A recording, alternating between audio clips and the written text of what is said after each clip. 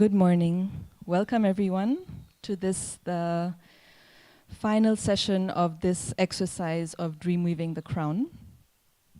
We have a lot of people.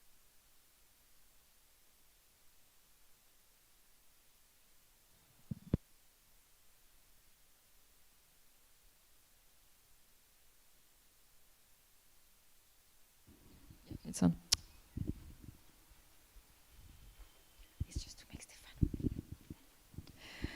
So we have a lot of people with us today. We have our dreamweaving architects. We have people from the focus group bringing different perspectives to the table. We have our experts, our analytical group. And we also have some silent observers from the community sitting at the back. And we have, of course, VSF here. Thank you very much for coming. Rajiv and Jaideep. And we have Madam Secretary. Thank you for coming. And yes, so with this, I will hand over to David and Mona. Yeah. Good morning, everyone. So as we come to the final session, we're just giving you a few lines about how today we are structuring it and what happened in the last 2 weeks since we saw you all last weekend, before 2 weeks. So our process, or our role, David and I, as facilitators of this Dreamweaving the Crown process, has been to kind of create a safe space for the Dreamweaving architects, the ones who came forward and took up this challenge to kind of actually see how to merge differing, strong opinions.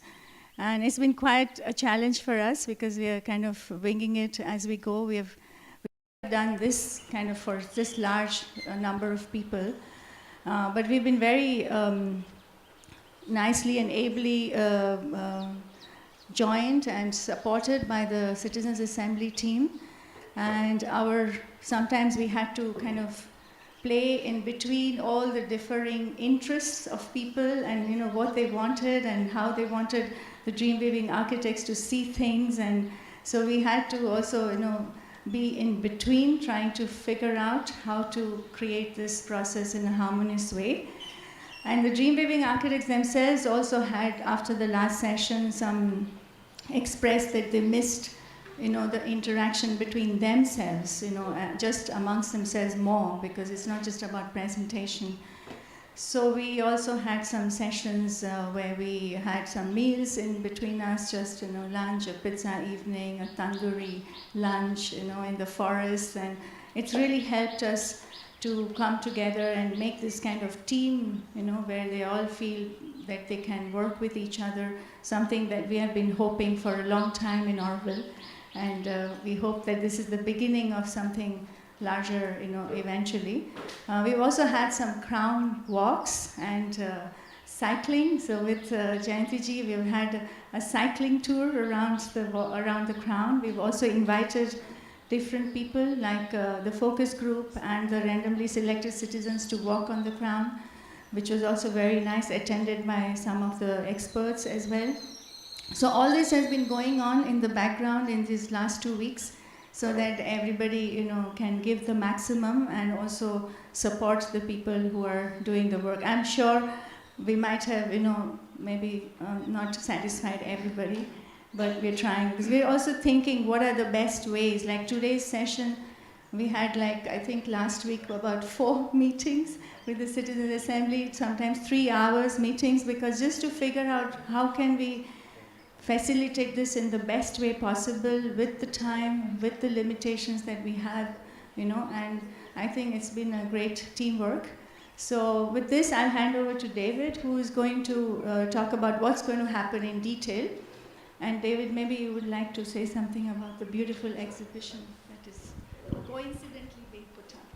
Yes, some very special sketches from Roger, actually. It's a wonderful coincidence, I think, at this moment that we're doing the presentation in the Unity Pavilion as the exhibition is going up. So I would highly recommend, when in the breaks, for people to sort of take a look at those.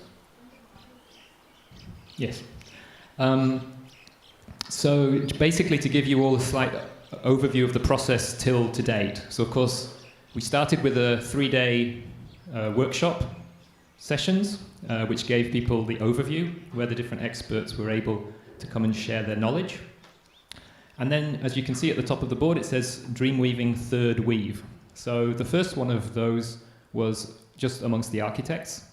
It was actually decided, as Mona was pointing out, because a lot of the architects don't know each other very well, perhaps, and certainly haven't worked together before, we felt we'd keep that one more in-house.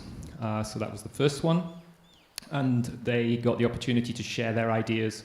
And we actually shifted the thing. I think I made the mistake when I presented originally in the Unity Pavilion of talking about people stealing ideas from each other. It was meant as a little bit of a joke, but people pointed out maybe borrowing would be a slightly better term. So the architects have been borrowing ideas from that very first weave. And then 2 weeks ago, everybody here from all the groups that Mona was highlighting are here today. And so that was the first opportunity to actually be taking feedback from experts from the wider community in the different ways that we saw that, whether it was through the focus group or through the random selection. And the idea was that at that session, the architects were focusing in their presentations on the things that they'd borrowed from each other. So the hope is today, throughout the course of the day, through these presentations, in this last major weave, the architects will be presenting back to all of you, again, more ideas that they may have borrowed from each other, but also the ways in which they've integrated the feedback that you all gave in that weekend 2 weeks ago. So this is this sort of build-up, sort of reaching a sort of crescendo. And then probably in the next couple of weeks, there will be an exhibition.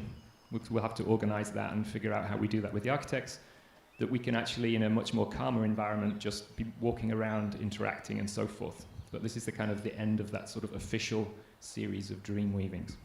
So with that, yes, we also, mentioned the model, just something for people to refer to. There's, of course, the Galaxy model, which has just been remade, apparently, because I think the original is in an exhibition in New York. Is that correct? At MoMA in New York. And we're working on this. This is a work in progress because we're hoping that also in time for the exhibition, the architects, if they choose to, can also be adding the proposals to this model. So this is very much a work in progress, but if you look at it today, it will pretty much show what the existing situation is on the ground. Obviously, the trees are not literally where they are on the model. Okay, so with that, we'll kickstart with the first presentation, which I think is Radhika and Shivangi. No, it's not. Not quite yet. Thank you, David. So just sharing of a little bit more key information for today's session before we jump into the presentations.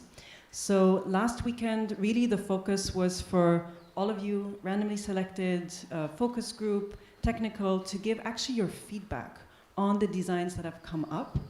And the focus of today's session is going to be both in the presentations and in the Q&A on really how has this feedback been incorporated? How have the designs evolved since last 2 weeks with your feedback? So that is what really distinguishes this weekend session from the last time. And so we will be, the focus of today will really be just on the presentations. And then tomorrow we'll be having a session with the participants really to actually go into the evaluation of this process, of the outputs of all of this aspect. So in the Q&A, we will really be inviting questions primarily on how has the feedback been incorporated, how have the designs evolved from last time. And since all of you participants who are here and giving your feedback, all of you are welcome, invited to participate in this Q&A this time. Last time it was for the architects to give their feedback, and this time it's really for all of you to be able to engage on how this feedback was incorporated and how the designs have evolved. And as facilitators, we want to ensure that all of you who are here, whether randomly selected, whether experts, whether architects, all of you really have the space and the chance to ask these questions. So when we'll be taking names for the Q&A, we'll just take 3 names at a time. And then if as facilitators we're noticing, oh, only the architects or the experts are feeling comfortable asking questions, please note that we will really invite some of the participants who are not maybe as comfortable speaking to ask their questions. So please don't be offended or confused if at some point we're just asking for questions from other members of the audience, even if you might have your hand up. So I hope that's clear. So as I mentioned, tomorrow will be the day that the participants will really be engaging in the evaluation, both of the outputs and of the process. But we did want to give you the format for that evaluation, those participants today, just so that you have a sense of what it's going to be, and you can maybe take notes during today on these key points. So you have all the forms with you.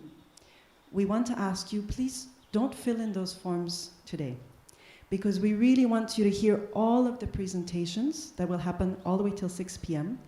We'll have dedicated time tomorrow to fill them in, but feel free to refer to them, to take notes, so that you can kind of really follow in a conscious or with this point of awareness.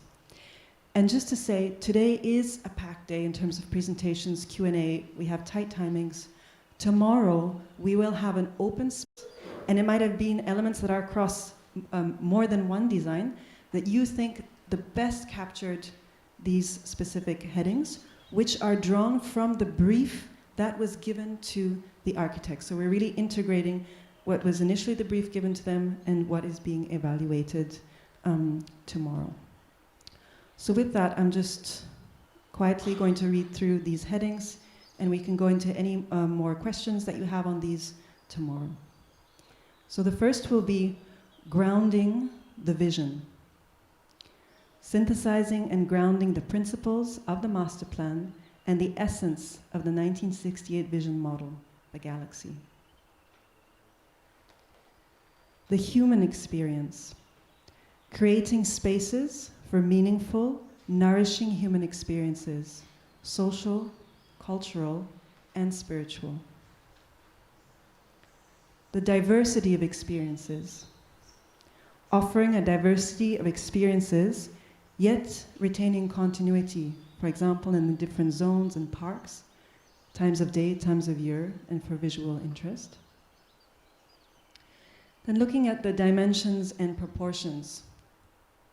So creative solutions for the challenges of width and scale on and along the crown. Mobility, connections, and permeability. Solutions for the mobility challenges of Oroville to enable sustainable and conscious movement. Bioclimatic principles and urban form.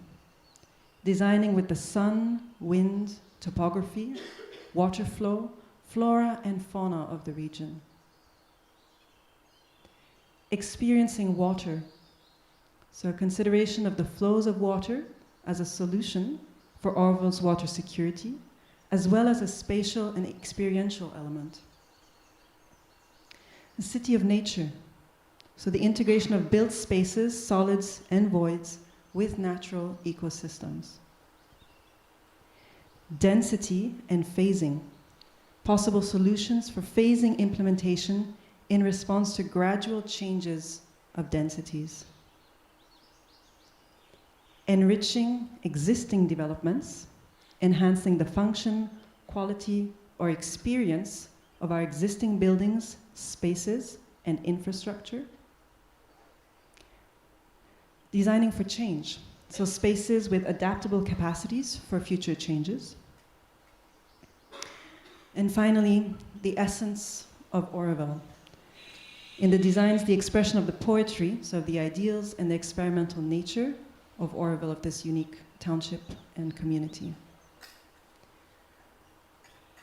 So with that, we can maybe take just a moment of silence, and the first presenters can come and set themselves up with their mics meanwhile, and then we'll begin.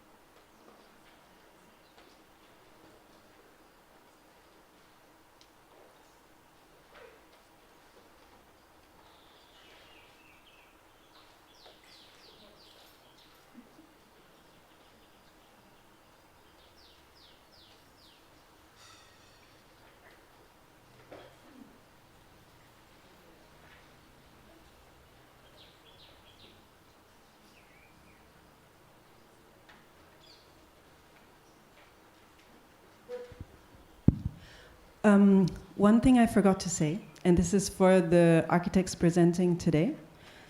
So we are going to be ringing a bell at 20 minutes, and we're going to be ringing a last bell at 30 minutes.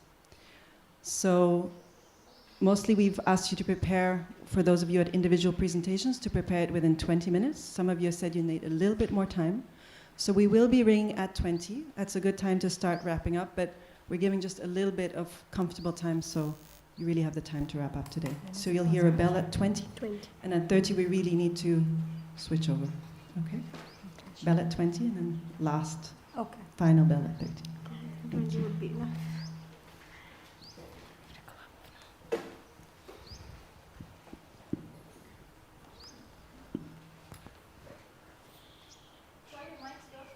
Hello, Hello.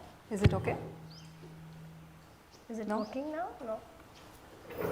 Yeah?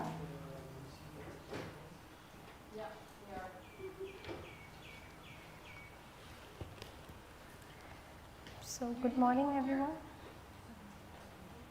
What?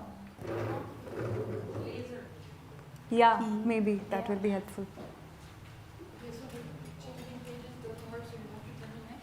Oh, okay. That's a bit sad, but at least you have the red dot. Okay, the first button here. First button. Okay. Good morning, everyone. I'm Shivangi, My name is Radhika. and we are presenting here the last weave of the crown. And Yeah, we would just like to take a moment to thank everybody who was involved in the process directly, indirectly, and all the interactions that we've had has been very touching and inspiring. And even like 2 weeks before, the feedback that we've received, even if they've not come out, but it's still there. So yeah, thank you. and in some ways it did inspire us and gave us a direction to move forward, which probably we didn't know would be the direction after. So yeah, the feedbacks and all really gave us the direction on where we are today. So this is a recap. So we just began with looking back at the inspiration given by the mother and her sketch, and how the different directions give different meanings. So since it's a recap, I won't go into the details of it. Next. Again, this is a recap. So while looking at the inspirations from the mother, we also, both of us being Vastu Shastra students, we also thought that it would be interesting to see how the galaxy model or the Orville plan in general and the directional meanings and what could be the parallels between what symbolism mother gave and this. So next, Sophie. Yeah. So to take it further, the previous slide is where we left it last time.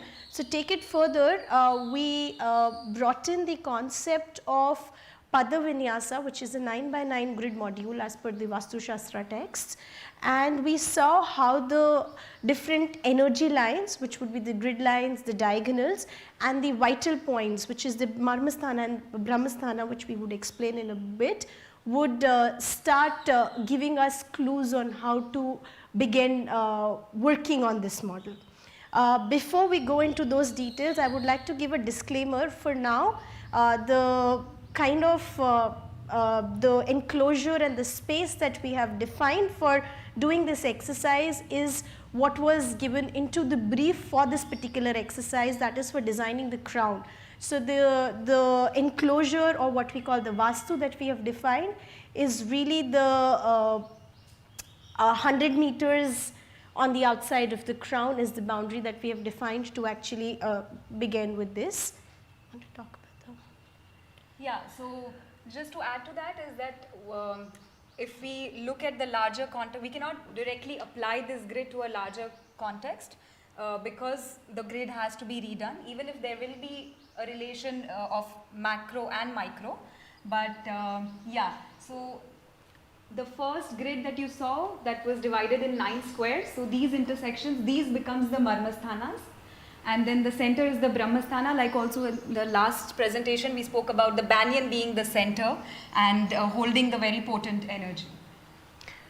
And yeah, what we found also interesting was after all this process, it was kind of overlapping with Ganesh and Neha's geometry and the DNA study.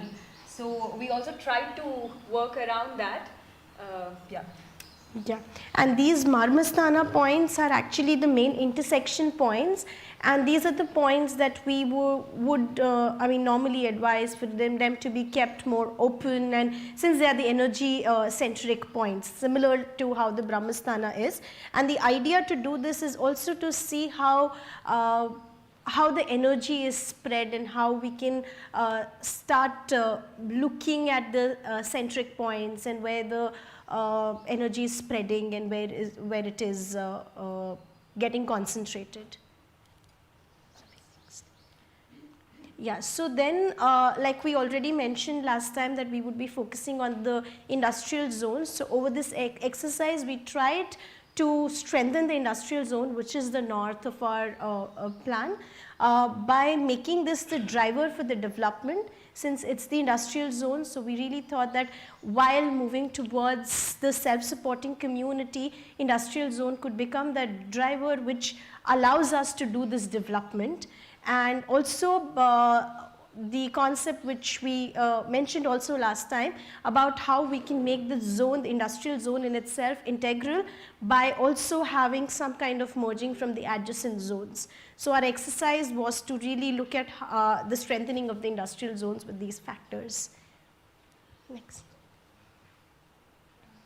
So then now that we focus on the industrial zone, the 9x9 grid also starts forming around that enclosure.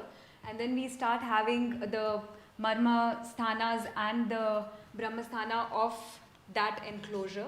So, and then how this part relates to the whole, and maybe in future how that relates to the whole city, that would be very interesting. Next. Yeah. Yeah. So what we also strongly looked into was there is this, so we are all kind of manifestation of the one, the absolute, and we all represent something, and constantly we are trying to find the balance which we inherently in the memory it is there, but throughout the life we are kind of constantly trying to seek that initial balance. So there is this movement of the individual journey which is kind of anti-clockwise, which is going inward, and then so we try to connect the Marmassthanas of the part, the whole, to the symbol of the inner reflection Matrimandir. So that's the anti-clockwise movement. And then, but we are also in Auroville for our collective process coming together. And that is really like radiating clockwise movement. So we took the amphitheater as our collective symbol, and then joining them to the Marmassthanas and other points in the energy grid. And yeah, really coming up with some energy points which we can look into strengthening further. Right, and also, I mean, we can start kind of also defining a little bit between the personal and the collective, since when both comes together and the path which we take for the personal and collective together would be what would really cohere and create this harmony that is there. Yeah, and just to note that the movement that we're talking about, the anti-clockwise and clockwise, is really when we are at the center. So while we are talking about the personal, we are at the center of the Matri Mandir, because most of us connect to that place being where our personal journey could be reflected, and the collective is at the Matri Mandir.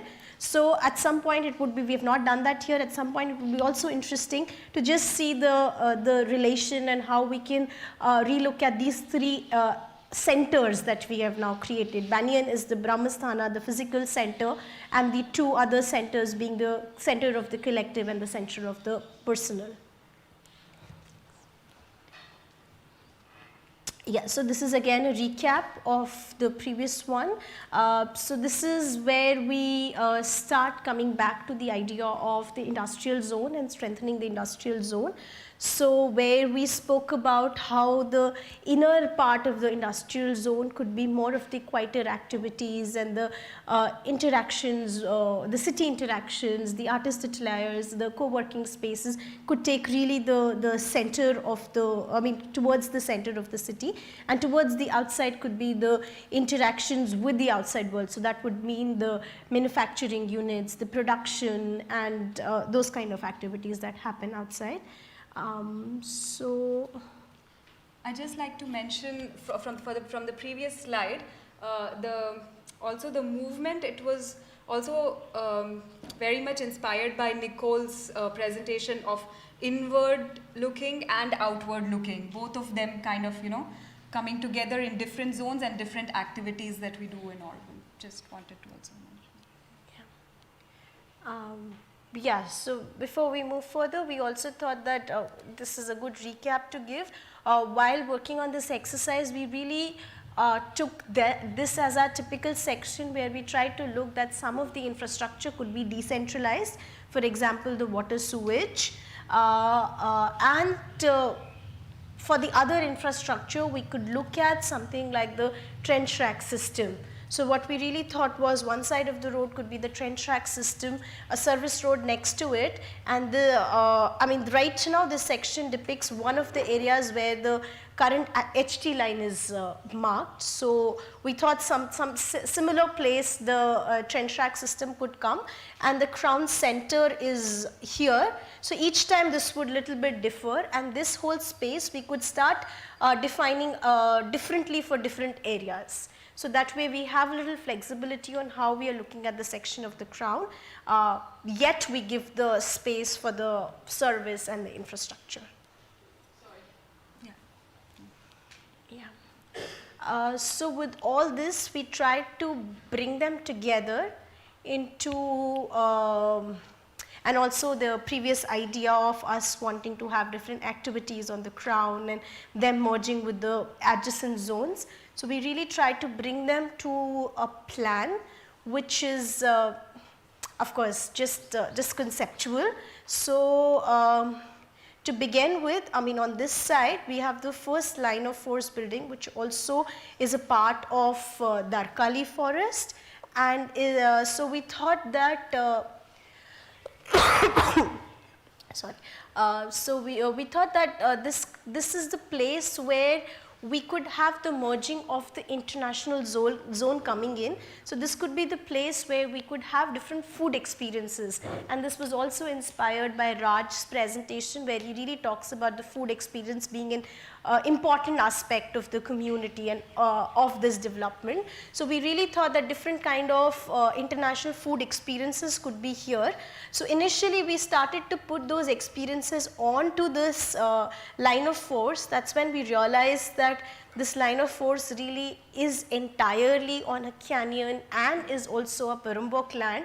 So we also thought that it would be good to give something adjacent but an alternative place to give the idea of this community food experience, and how we name it is like a community food court. So not really like a kitchen, but because we are talking about diverse experiences and a diversity, so something like a food court would be an interesting thing to look at.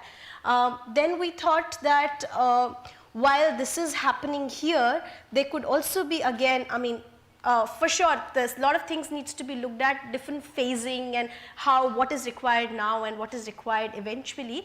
But what we thought was something concentrated here can eventually start also spilling over to the crown itself, because when we saw in the previous typical section, we really have this space within the crown, between the crown center and the infrastructure, where we could redefine each time what we want to do. So we thought that this could start becoming something like a eat street, which could become more active in the evenings, while this this area of the food court is a little bit more calm because it's more close to the forest and it starts becoming more calm. So it could start becoming like a eat street here. And then as we move forward, we thought that one of the line of forces, probably somewhere here, would be an interesting place to start doing the the place where the construction activities like the storerooms for construction, some kind of manufacturing that could start happening, and why we are also putting most of the activities to this side of the line of force is because this side is where the lowest level of the line of force is. If you could see in the model, this is where the lowest level of the line of force is. So we thought that this side could start becoming, and it could even be, the line of forces could even also be done in phases in such a way that we do the smaller part in some time and start testing it out, and then eventually we do the rest. Then we move forward. Then we thought that somewhere towards the center of this industrial zone, we need to have some places for things like the postal service, common delivery points, delivery services that could be there. And then more towards the center. I leave this for now because this again is a private land. So I thought it would be more nicer to define this area where we know the trees and we have the marking of the trees. So here we defined like a cluster of services, which is more like the services for the people working in the industrial zone. So things like day laundry, some kind of tea stall, some kind of lounges, those kind of activities we thought could start coming here. And a cluster like this in future could start repeating at different places. So one could be somewhere here, and so that it can have different experiences, though the activities are the same, but it could start having different experiences eventually. Though in the next slide we'll talk about it a little bit more, but things like what master plan document mentions about the activities on the ground for the industrial zone, things like hostels and all can start already be happening in these areas, because we'll see that would also add to the night presence in the area. Then we thought that some activities like the stargazing could happen onto a line of force like this, because it really is the line of force very close to the crown at the highest level. So if you see this particular one, it's close to the crown and it's quite high next to the crown. And then, and then as we move more towards the cultural zone, we have something like a center for arts and crafts training. So we really thought that this could be more like the arts and crafts, which requires discipline, which really needs a bigger center to be there, and not just a daily vocational training or something, but becomes more like a center for the art and training that's there. And the current place where youth center is can also start becoming a youth plaza, which very well reflects the idea of the cultural zone and mixing of the industrial zone, which could have markets and vocational trainings, a little bit spillover of the crafts and arts center. So this is how we started placing the activities onto the crown in the industrial zone. To add something. Yeah. So going back to the grid, just if we look at the marmasthanas, around these areas, what we would propose is to have more open spaces and not really built spaces. And also from the previous diagram, if you see, this could be more like, because as per our way of working, the way we read the energy lines, this could really become the personal spaces within the industrial zone. So Dorley, I think, brought this up, which was very interesting, that within the crown we need also some collective spaces and also some personal spaces, so that gives us some time to reflect and be able to have that space. So these kind of spaces, as was also mentioned in the previous slides, these were the marmasthanas that were connecting to the center, to the Matri Mandir. So these could start becoming those personal spaces into the industrial zone next to the crown. Next. So this is just a diagram of how we see that some of these activities could have the night presence. One thing in the activity diagram that I didn't mention was a possibility of looking at Darkali having some kind of night camps. So that could be something like a Matri Mandir model, where there are just very simple little areas, so that will give a night presence there, but also a very good experience for the kids or for the youth in Auroville to start having that experience. Here was some of the Eat Street, so that could have a night presence. It could have some relation to also the nearby areas, and the stargazings and hostel areas having a presence, and the youth plazas. And some of these activities, like we said, as and when required, could also repeat along the crown so that the presence is there all through.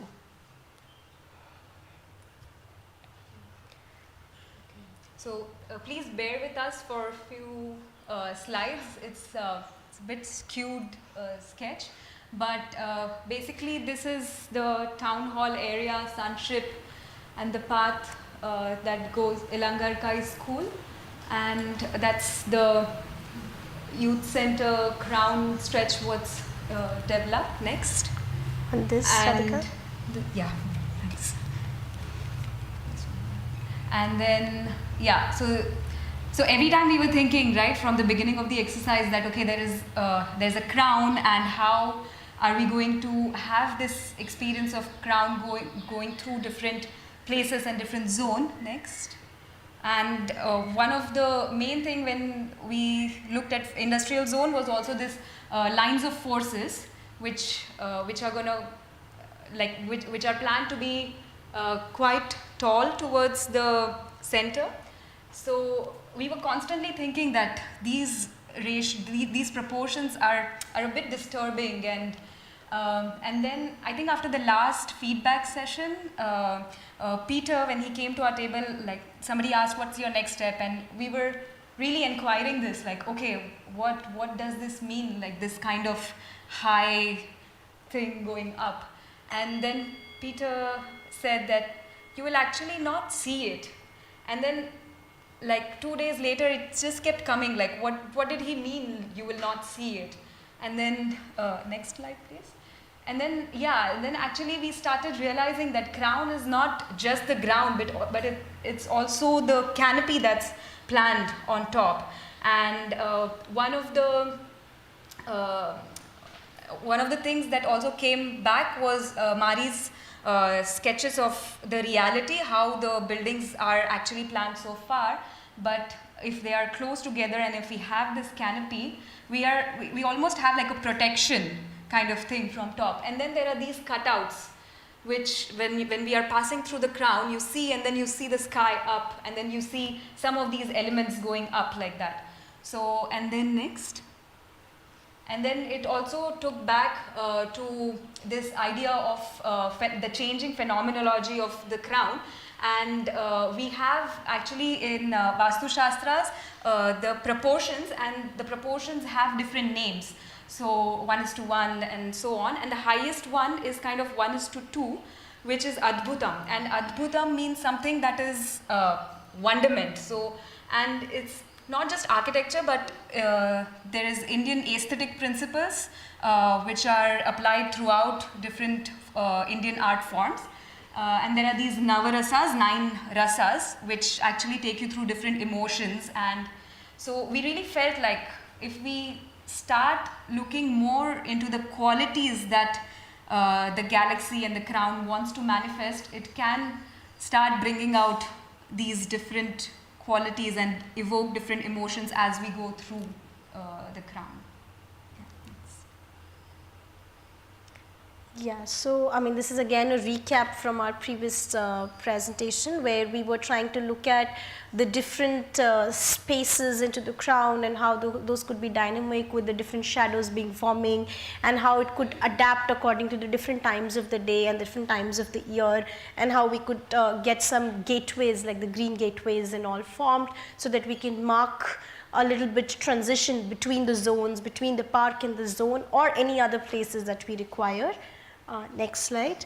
So what we really propose is there is a stretch of crown already existing in the industrial zone. So we all together look at it, how we can live it, how we can kind of start defining it already and bring some activities so we can test it out, what could be done. So this is really just a diagram of what could be done at the crown right now, and also a little section on top of it, that while we do this, we could also start imagining the idea of galaxy plan coming on top of it. How would that form spaces, so that as a community together we can already start having some of these activities coming there.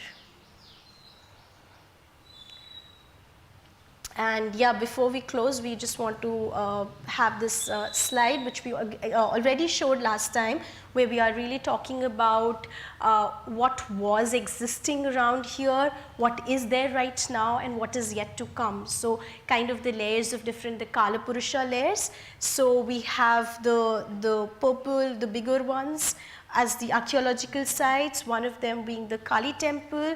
In the center is the timeless banyan, and this is what was there, and then the existing scenario, and then what is going to become, like our galaxy model, our aspirations that are going to come. So and there's an interesting picture of Kali temple which I didn't show last time. This is a little part of the tree which probably was cut while doing the whatever, while making the place or doing this. And how we really read it is that there is this little turmeric being put, and they kind of redo this every day. So it's kind of healing the tree even after that little part of it is being cut. So we really propose that while we say the industrial zone is the driver and it can help us develop, we do this development very consciously. I also want to bring back what was presented into the Vastu presentation by Mona and Sashima about following some rituals while we cut trees, while we do any kind of movement towards this development. We really look back at some of those rituals and be able to do it consciously. Thank you.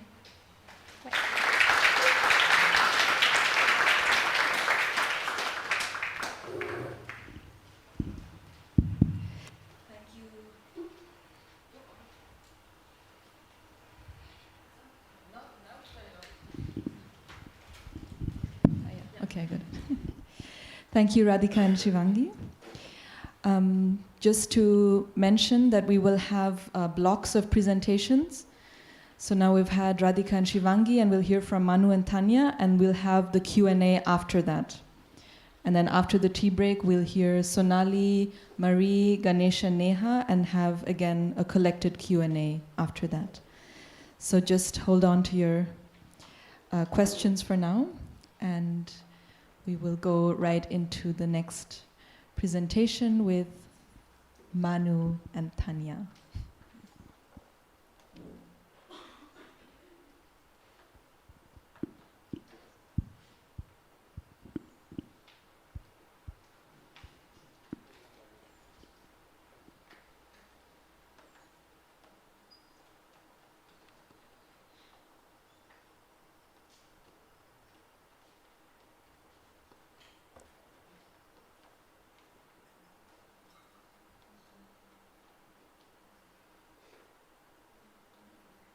Pass the slides, okay? So Yeah. the laser is the first button here. Okay.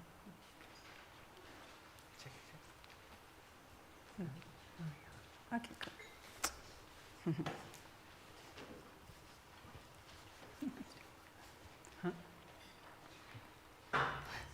Morning, everyone.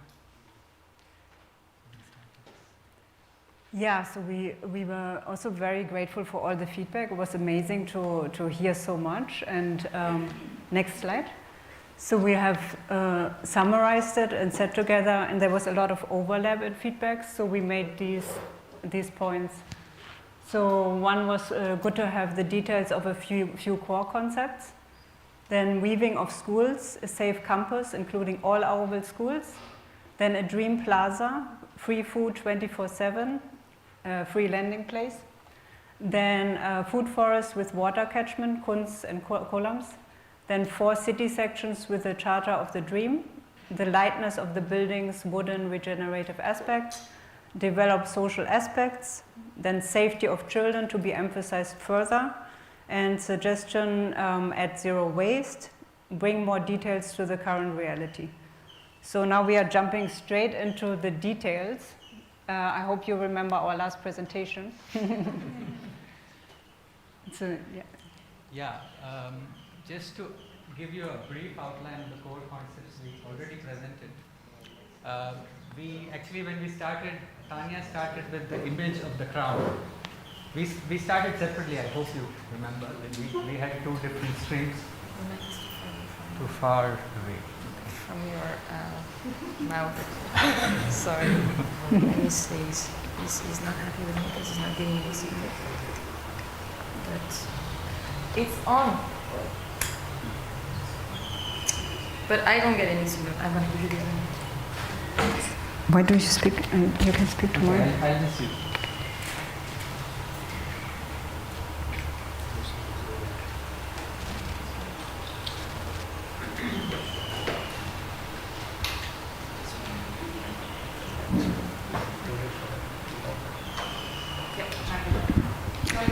Okay, so when Tanya started, she started with the crown image, and when I started with the images of circular cities from ancient history to now. And somehow our designs seem to were converging in terms of the interpretation of these two images. So at one point we said we'll start working together. And when we started working together, we said that we need to have a new starting point. So we came up with a new paradigm which somehow brings our concepts together, and that's the paradigm of health. And the health, good health, requires some very big factors: good assimilation, good elimination, and good sleep, as in good rest. No? So we said that if we are to look at the health of our city, health of Auroville, what is it? What are the factors that we need to assimilate, especially in the design of the city? And it's quite clear from our brief as well that the charter, the dream, the vision model, these are the three major aspects. And we tried to weave together these aspects in the previous presentation. I'm not going to get into details. Elimination, we said that certain phenomena that exist, sadness that is evidenced by the increased rate of suicides, danger to children on the street, which I witness every day with my child, water runoff, which is very well established, sweat means very uncomfortable conditions in the summer, unemployment, a lot of people feeling stress because of that, food insecurity, not everyone has guaranteed meals, unfortunately, every day here, motorized inner city, which is still a travesty of the dream, and twists in infrastructure which actually cause a lot of inefficiency in all the systems, the technical systems of the city. And the last one, waste, was introduced by the feedback which came from the last session, so zero waste. So all of this around the concept of zero. Yeah? And rest, of course, what should I say, that's what we do best. So, we're not going to get into rest. So let's move on. Next. So this is the plan we came up with the last time. We dreamt up a whole lot of programmatic functions for the crown, because we felt, as previous dream weaving exercises also felt, and analysis by architects like Suhasini and all felt, that there's not enough the massing of the crown. So we said we'll come up with a lot of new buildings and institutions and all that. So that was done. Next. As part of the feedback, we were told that we should focus on certain core concepts. One of the core concepts was the Dream Plaza, that we should have one place in Auroville everyone can go to any time of day or night. It's active and it's buzzing. So that's around the solar kitchen. We'll get into details later. Next. We said we'll look at the sensitive zones, the eco-sensitive zones, Darkali, Aurodam, and the Bliss Forest, and we'll try to detail it out as much as possible. Next. And then one of the big feedbacks that came was to integrate the schools of Auroville in one campus. So, Tanya. Yeah. So what you see in yellow is what we consider this campus area. It has all the existing schools, and it's also the area where the future schools will develop. It also includes here the Mahalakshmi Park, which we consider would be the safe path for the kids to travel, basically. We have given it some highlights, which I will present now, and we have two paths here. One crossing over the crown, then going to Dea Shakti over the Gaia field. Another one following the crown and then going in between the schools and going this way to Dea Shakti. So next. Yeah, so we have taken the existing situation with its road. In future, it can be elaborated, and we have really detailed now some of the improvements. Next. So the first one, I hope you saw the blobs in the last one. No, it's okay. It's okay. It's close to Neem Tree because that is the closest to the kindergartens and pre-crash, and we thought of giving it here a little sand pit, a nice sand pit with water elements and buckets and an edible garden, because that's the way for the small kids also to go to their kindergartens and pre-crashes. Next.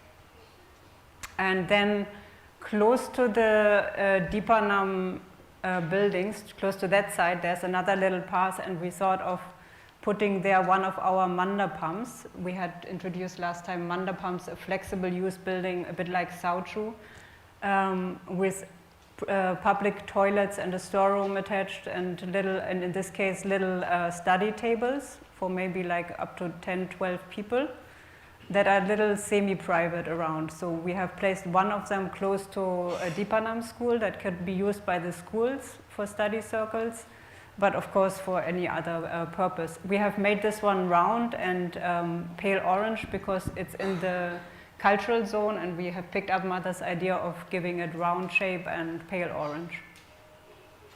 Next.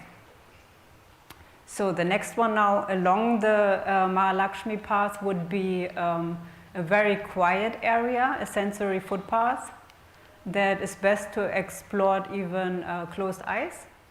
So I'm just giving a couple of ideas, like a log to walk upon, then this is a rope, then you have big stones, then you come to the actual footpath here, which is boxes filled with different material, like leaves, pine tree, needles, twigs, sand, soil, all kinds of things to be explored. Next. Then here along the same path could be something like a science and musical exploration for kids. So just ideas, this is a vortex cycle, then we have Newton's pendulum, this is music tubes, some elements like that where kids can actually explore something, and which is not just a playground. Okay, so this is one of, we are already close to the crown here at the section, not far from the section that is now blocked because it's not arable land. And we had in our last presentation Kunz to irrigate subsurface and to have food forests close to the Kunz. Manu will go into the details later. This one is one especially for children. So we have made it into a galaxy shape. And one special feature, it's very shallow, the other ones are much deeper so that it's really safe for children. What is special is this stone in the middle. It's one of the designs of Hugo Küchelhaus, who designed a stone that you can actually roll because it's suspended on water. It cannot roll off, of course, but it's very interesting that such a big stone can be easily rolled. And another feature would be that it has fountains, but the fountains will only work when there's a lot of wind. So the kids will have to observe the windmill and have only sometimes when the fountains go on. Okay, next. So this is the actual crossing over the crown. So we are suggesting a net kind of structure that crosses the entire crown, that you can climb on this side. Here you have then some relaxation on the top and a nice view. And on the other side you can either slide down on the net or you can walk down, climb down, anything. And the photos are just to show you that this is actually possible to make it safe. It's not something completely out of the box. Okay, next. So now from here we have two ways. One is the way going to Dea Shakti through the Gaia field, and the other one will go towards La School and the other schools. And we have placed a playground there behind Kripa and close to the multi-purpose stadium that might be in future used for like big gatherings. So it could be good to have a playground there for the kids. Yeah, just some features. The highlight here would be, this comes from Japan. It's again nets, like several floors, and you have these blobs, swinging blobs that are hanging there.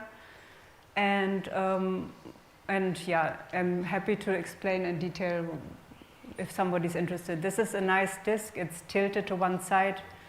I know it myself. You can either spin it by hand or run on it and it spins, sit on it, and this is self-speaking, I think. Okay, next. Okay, then the next thing, if you wouldn't have gone towards the Gaia field, but you would have taken the road towards last school and future school, we have planned a construction playground called in German Bauspielplatz. We have many of those in Germany. It has to be supervised. The kids will get building material, nails, hammers, and under supervision they will be even sewing. So this is for us to make our future builders of the city, where they can explore their skills and come up with designs. So we have allocated that here, close to the schools where the older kids are. Okay, next. Then we have, we have given it a little bit of a new path, which is now already in use, but not officially. Now all the 3 schools have different entrances and they are really separate. So we got a lot of feedback to bring the schools closer together. So the path would then actually weave through the schools and you would officially take that path. And then we have we want to play, what is most needed right now would be a basketball court and maybe volleyball court. There's space for smaller ones that could be more quiet in between, and this could be a bigger area because it's nice to group some together and then it's a bigger play area for these things. Okay, so next, or is it still yours? Yeah, this is you. Yeah, well, this is for the schools. Yeah, but this is the Canopy Walk. Okay, yeah. So we have at the Youth Center Bliss Forest, we feel that there could be a canopy walk which is directed from the crown but going through the higher trees, the taller trees, and of course more activities like the skate park and adventure activities. Next. Okay, so now we come already to something else. We have detailed areas of the crown, starting from Humanscape and going all the way up to Solar Kitchen and beyond. So we went more into details because we got a lot of feedback that we should rather more crown experience. So the first thing we wanted to suggest is, in order for us to slowly make the transition to having the crown unmotorized, we are suggesting to get a couple of e-shuttles and have them run on the ground, to have e-cycle spots along the radials. Here you see the Vickers radial. This is just one example, but on all the radials there would be e-cycles. And then the first step would be to park. We are just giving some ideas what could happen at a bus stop while people are waiting. So this of course needs a special atmosphere. It's a singing stone that you play with a little bit wet hands. This would be a safe way for kids to have the monkey bar without being able to climb on and fall down. Then on the other side would be, of course, again a bus stop, but we would like to design them in a very playful way. So these are benches rising up, giving a backrest kind of, that also designs the space here a little bit. And on this side there's a slide going down for kids. Then, we have planned a light structure building here that can be used by anybody to serve something, like juices or snacks or anything. And one side developed with fixed tables, but the other side, again, like for more resting area, benches here, a water body. And then we have one highlight here, kind of. We want to highlight the line of light that is crossing here. So one suggestion would be to put a mother symbol as a glass kind of structure that throws a colored shadow on the ground. But while discussing it yesterday, we felt it was maybe a bit squashed here. It should maybe have another space. So that's why I didn't take the skateboarder out. That we had in mind to develop some stretch here for skateboarding, like one part of it, because This is a higher area giving already a back to the road, and then to develop this area for skateboarding or something. But that's only an idea. Then this is a roof area that will be accessible with a skywalk, which we didn't put here in order not to block the view. You see in a later slide. And then that's, the fireplace. So we liked also this idea of fireplaces. So we have placed one fireplace here that is designed in a way that you can, again, easily join. All these places we designed for people to join any time of the day, where you feel always comfortable to just sit and meet people or not meet people or just sit and observe. So this fireplace would be a place that you can go any time in the night and join. Okay, next slide. In order to get people accustomed to changing their behavior, slowing down on the street, we felt that we could use plants on the road, and the planters could be on wheels, hidden in the design of the planter, and those wheels could be locked, perhaps with a simple number lock system. So once you place the planters in a particular configuration, you can't simply move them until you unlock it, and then you can move it in other configurations as you want to further reduce the speed of the traffic. Next. We felt that sadness and depression is one major aspect of the city, and so one way to address it is with bringing in chance encounters. So all these spaces that we talked about means people just hanging around and bumping into people as they walk, so this would be a big contributor. Next. Okay, this is now the next stretch. Here we had the bus stop from in front of opposite Kalpana. This is the radial.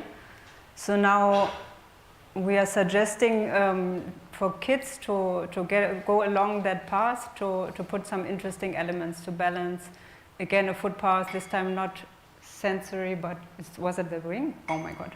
Okay, all right. So then to have this path again designed a little bit interesting for kids, then the library area to give this a complete new use, because now we have a big hedge which is protecting it, but we could design it in a way that all the activities are serving the library function. So we are suggesting here benches, comfortable benches on the library side. This with magazines and books that when you pass by, you might pick up one and rest here a bit and read something. This is a pond, kind of like in Verity, where you hang your feet inside and you sit on the edge. On this side is again a bench that giving the back to the road to create this safe little silent plaza inside. And this would be a chest, human-sized chest. And then for the library, if you want to form study groups, we have given another mandapam, this time in the shape of hexagon, because it's the residential area, with another set of tables all around that you could use. Even dream weaving could happen in such a place, and yeah. Okay, next. Okay, coming to the Dream Plaza, this is where we left last time. These were very preliminary sketches. Next. We detailed it out a little bit, this time incorporating the line of force that is coming close to Solar Kitchen. As you can see, there is an inner ring of buildings. Can I have the point? You have an inner ring of buildings that are going like that, which are completely following Mother's principle of no money. So none of these buildings would charge money for accessing it. The library already doesn't. The lounge of Auroville, where people can hang out 24/7, will not. Above the lounge, we propose an indoor games area, that too. And then we propose a new solar kitchen. When the population increases, the current one would be saturated already. It's almost saturated now. The new one will operate on the principle of simple meals, like one-pot meals. And those one-pot meals will be free.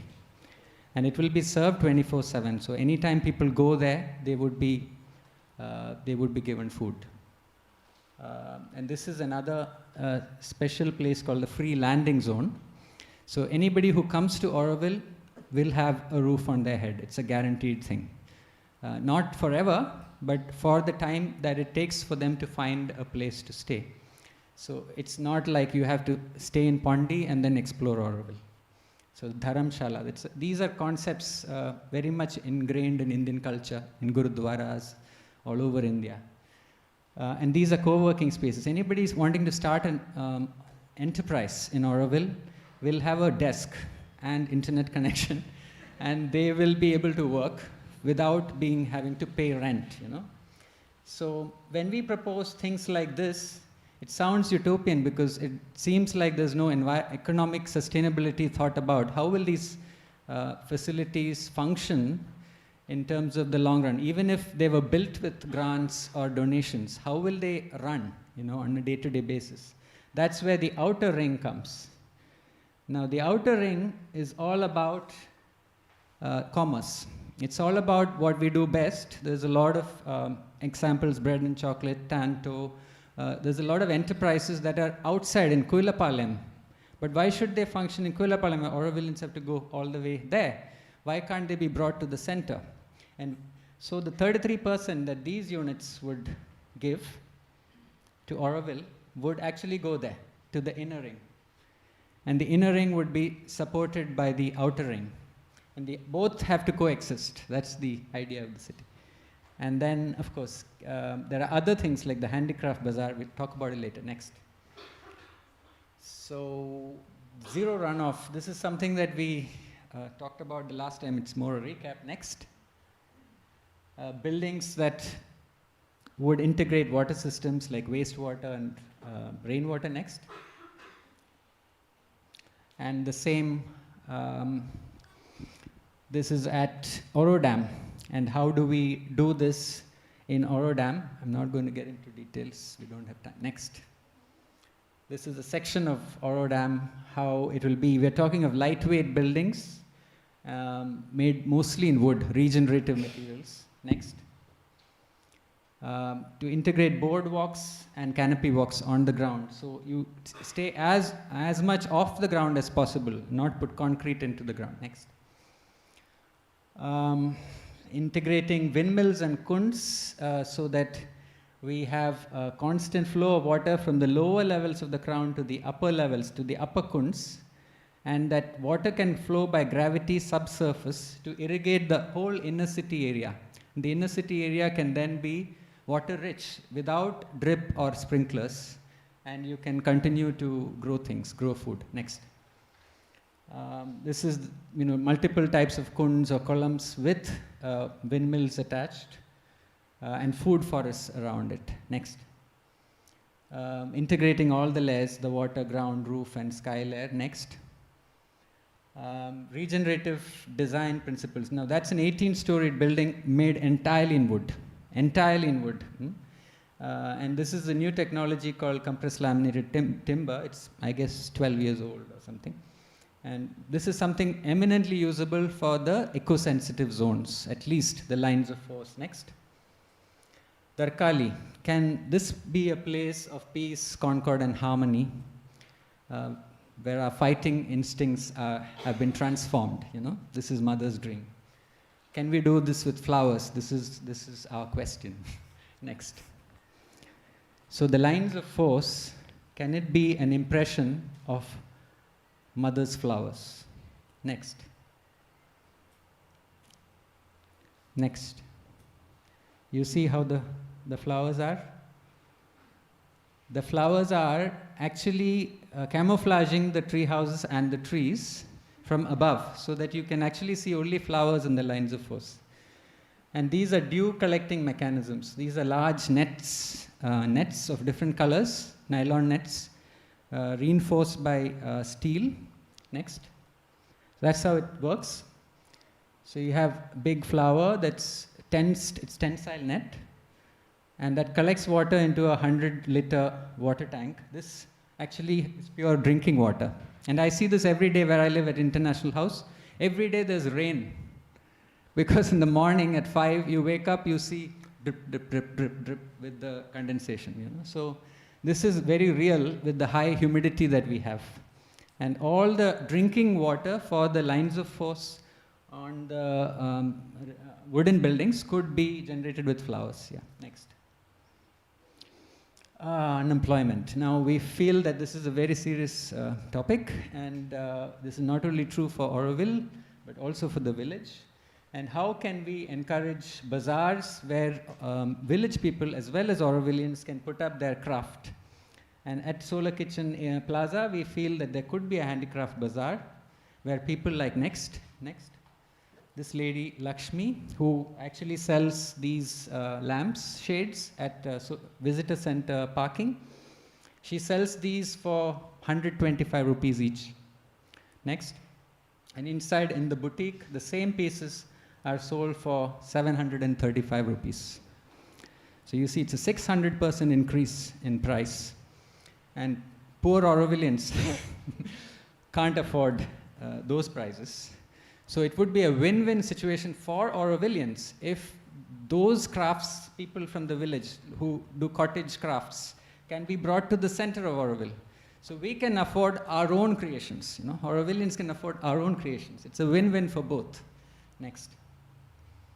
The idea of craft weaving with AV artisanal units, like with windmills, it could be musical. You know, windmills are noisy. So if we can convert the movement of the shaft, next I'll show you the system there. Using these sound boxes, if you attach a sound box at the shaft and we convert the movement into a crank system which loads a spring and that generates music there, we can eliminate that problem of the windmill. We can integrate wooden tree houses or bamboo tree houses along with it, and food forests and the kulam. So the water from the kulam goes up, pumps up to the water tank above the building at the crown, and overflows into a waterfall where people can, you know, cool themselves in the summer. And that waterfall flows into a line of water, a water channel, which we propose to run in 8 sections along the crown. It's called the Lakshman Rekha. It's a physical barrier that vehicles cannot cross. So the inner city is completely kept motor free. It's the water channel is the physical barrier. Next. It also has other purposes. I'll come to that later. So that's the, and then of course we have all this adventure stuff going on and all this movement, and people get sick of it at times. So you need points of retreat from the activity. So we feel the lines of light coming from Matri Mandir could offer clues. So we have these lines where we create pathways, and we create these retreat pod nests. So that's, these are very mildly gyrating platforms where you can sit and it slightly sways in the wind. Next. Yeah, that's how it works. It's a ball and socket joint here and a ball and socket joint there. So they neutralize the movement to create a slightly gyrating platform where only one person can sit in the nest. And this nest is facing Matrumandir Lake. And it's at a height. You climb with a ladder. And you can sit there for as long as you want, retreating from the noise of the crown. Next. And it could be a dream weaving or craft weaving exercise between various Auroville units. This is the idea of Solar Kitchen Light with free food, one-pot meals, simple Sattvic food. Next. So, yes. So there's a lot there. The sections, I will just go to the sections next. So that's the section between Kalpana and the multipurpose hall. That's Kalpana, and that's the future multipurpose hall, which I think Gundolf has proposed. And at the middle of the crown, we say that we have a high line that connects the buildings. So this high line would help to integrate the roofs, which is one of the concepts of Roger, to integrate all the roofs. Next. So that's the section between the Auroville Lounge and the food court. So that's the Auroville Lounge. Upstairs is indoor games. And then you have a bio pool. It's a natural pool which does not use chlorine or ozone or anything. It's just root zone filtration. And then you have the crown And then you have a food court where all the Oroville restaurants on the other side, the Tanto and Bread and Chocolate, can all serve into one dining area, which is also got a playground integrated. Next. So that's the biopool, where you have water and where you have the filtration, the reed bed. And the system is that all this water has to go through the reed bed 2 times a day. That's the principle. Very simple. If you design that, this water will be clean. And there are hundreds of such pools all over the world. Next. Okay, that's the section between the Dharamshala and the Handicraft Bazaar. So you have, that's the Dharamshala area, the Mandapa, and you go down, that's the restaurant, and that's the place where you have the handicrafts. Next. A section between the co-working and the recreational spaces and the other co-working spaces. On one side, it's offices which are charged. On the other side, it's free co-working for startups. Next. So that's the section between the co-working and the slow dining spaces. So that's co-working areas which are free, and this is slow dining, which is probably expensive. Next. So that's a section, between the Dharamshala again and the art center. So the art center is exhibitions below, like in Citadine, and upstairs is art studios, which are also shareable. So the art pieces from the studios go straight down. Next. That's a section through the slow dining and the co-working again. You see the biopool there as well. We're trying to see that these pools are available and accessible in as many plazas as possible on the crown, because it's a perfect way to cool off in the summer. Next. So the water channel that we saw earlier is a way to keep the vehicles off the inner city. Next. Sorry, can I have 2 minutes? So just a reminder that tomorrow we will have time to go into more details. We have now just under 10 minutes left for questions, so if we could just wrap it up in really 30 seconds, that would be great. So the other purpose of the Lakshman Rekha was to irrigate under the surface all the vegetation on the crown. So all the crown would be irrigated by the Lakshman. Next. So for the infrastructure, we propose a combination of decentralized. This is after the Javeri Associates meeting with Doshiji's office. We feel a combination of a central infrastructure corridor, which has electrical and OFC, combined with decentralized loops, 8 loops, which has sewage, stormwater, biogas as well. Biogas plants can be installed in each zone. This might work, but this still means that the central infrastructure corridor has to be very efficient and straight. Next.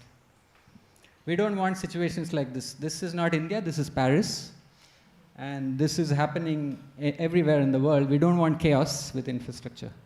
And so we want certain regimen which is followed, at least in the central area. Next. Next. First steps. Next. What can we do? Right away. Next. Next. So can we animate the street life with street furniture? There's also already an offer from Islan that he could donate the wood for it. So can we make furniture at specific areas? Next. Can we make transit mandapams, which are easy to move and erect, which are good for urbanism? Next. Can we do happy streets? Like all over India, cities are going for these. Certain timings of Sundays are kept reserved for people to go. And so can we do the full stretch of the built crown from Mahalakshmi home to Solar Kitchen? Can we convert it on Sundays for people to be free to walk and do their thing? You know? Next. That's it. Yeah, that's it.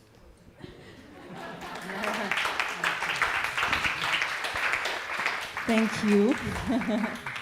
Thank you to both of you, and I'd like to invite Radhika and Shivangi up. Maybe the 4 of you can sit just here. Yeah.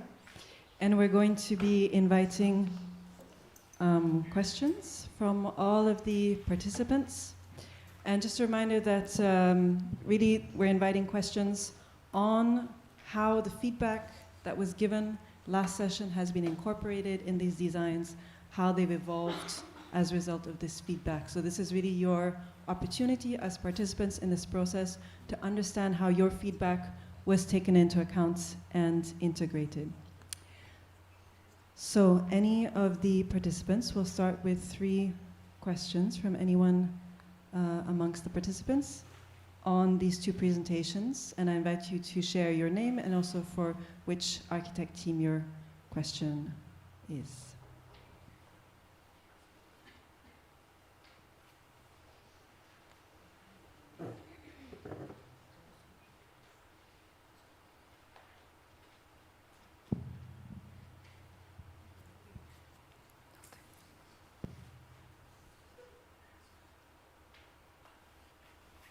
Nicole?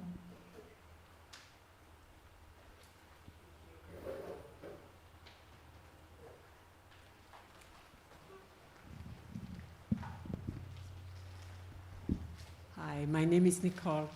So I've been very touched by the fact that really an effort has been made to integrate the social aspect, especially in the last presentation,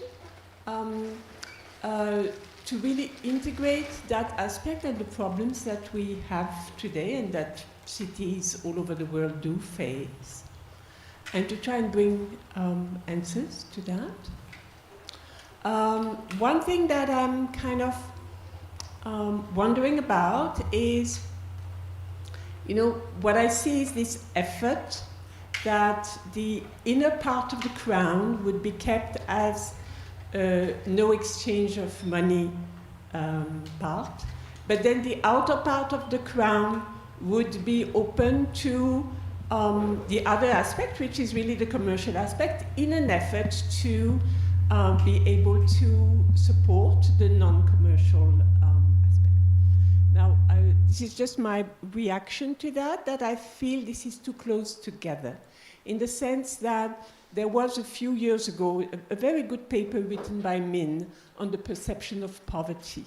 And I think it's something that would be good to revisit, in the sense that if things are put too close together, people do get this impression that they're really missing out on something. What we perhaps should try to aim for, now I'm not saying I perfectly understand the step by step, but then that has to be made conscious that what is our end purpose in terms of the type of society, economy, and exchange we want to have inside the city. Voilà. Thank you. Thank you. Are there another 1 or 2 questions that we can harvest at this stage? Mona?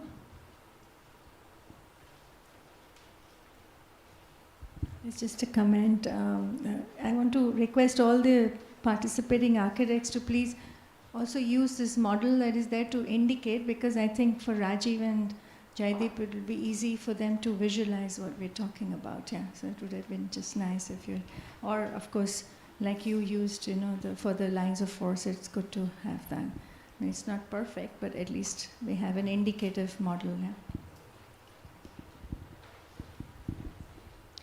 Any last question or comments before we hand it over to the architects? Lily? I'm Lily, hello. I just wanted to say, also in the last presentation, looking at materials used for the construction, that's really important to me. And,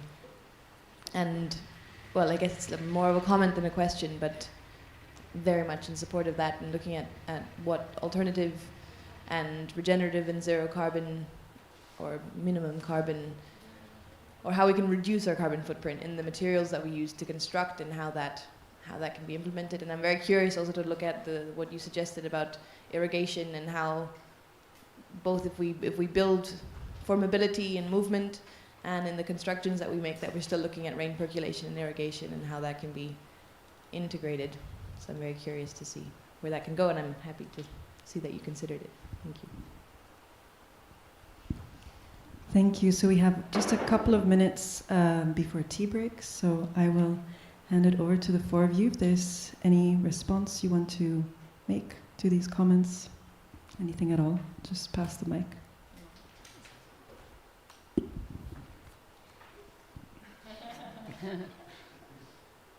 Well, thank you very much for the comments. I totally resonate with you, Nicole. This is just a very, like I would even call it a brainstorm. It's not a 100% thought out proposal. Most of this work we do in early morning hours, and we are in this kind of thing. So we actually, of course, there is this logic of bringing those aspects together, but how do we do it? We need a lot of inputs from people who have the experience, and so this would need to be changed a lot in the future. And I totally resonate with, I feel totally lost sometimes in a lot of concrete when things can be a lot more regenerative in Auroville, and things can relate to the land by growing our own building materials, no? So like bamboo and wood, we have lots of wood. All our wood is going into constructions outside Auroville. Why should it be? Why can't we build more with wood in Auroville?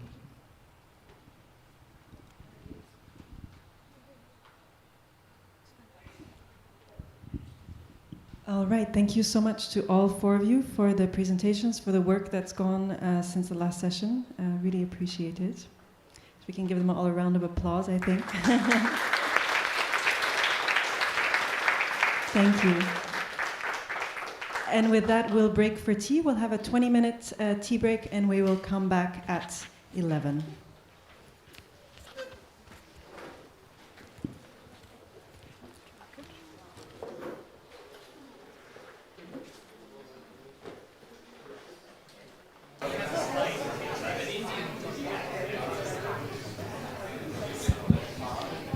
People, if you could regain your seats and start making some silence. We would like to start Sonali's presentation. Thank you very much.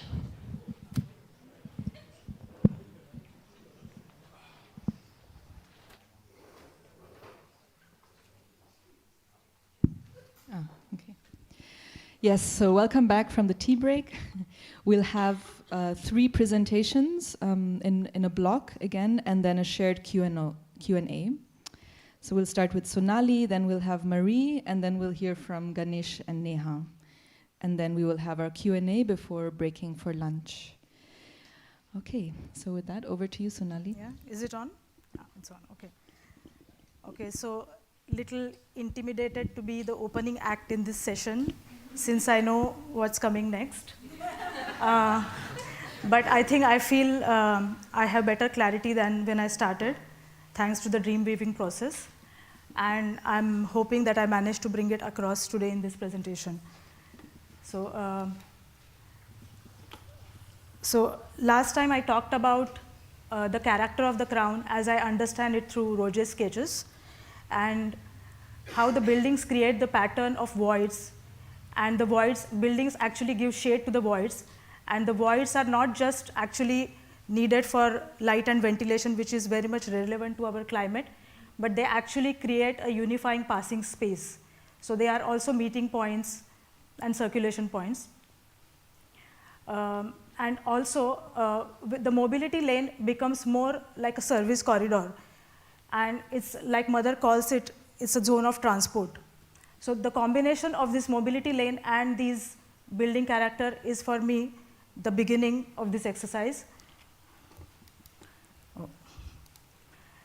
So this is in continuation with what I presented last time, and this is to understand now how this concept relates to the context, which is the land, people, and nature, without compromising the vision, which is the galaxy, and altering the dream of the mother.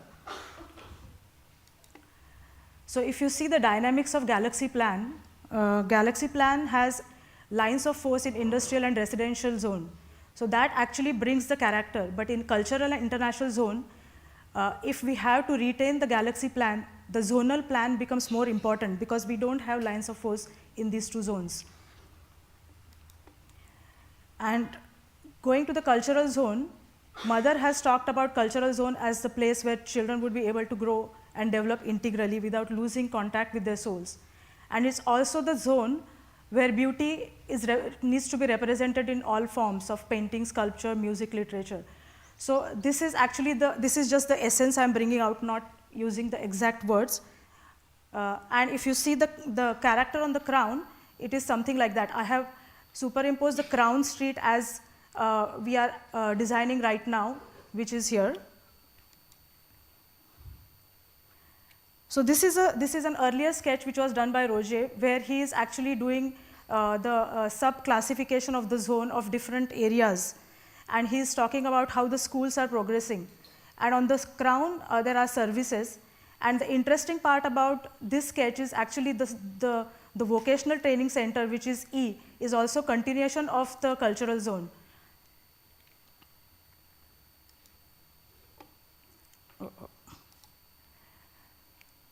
So basically, as I understand cultural zone is actually unifying art and educational activities.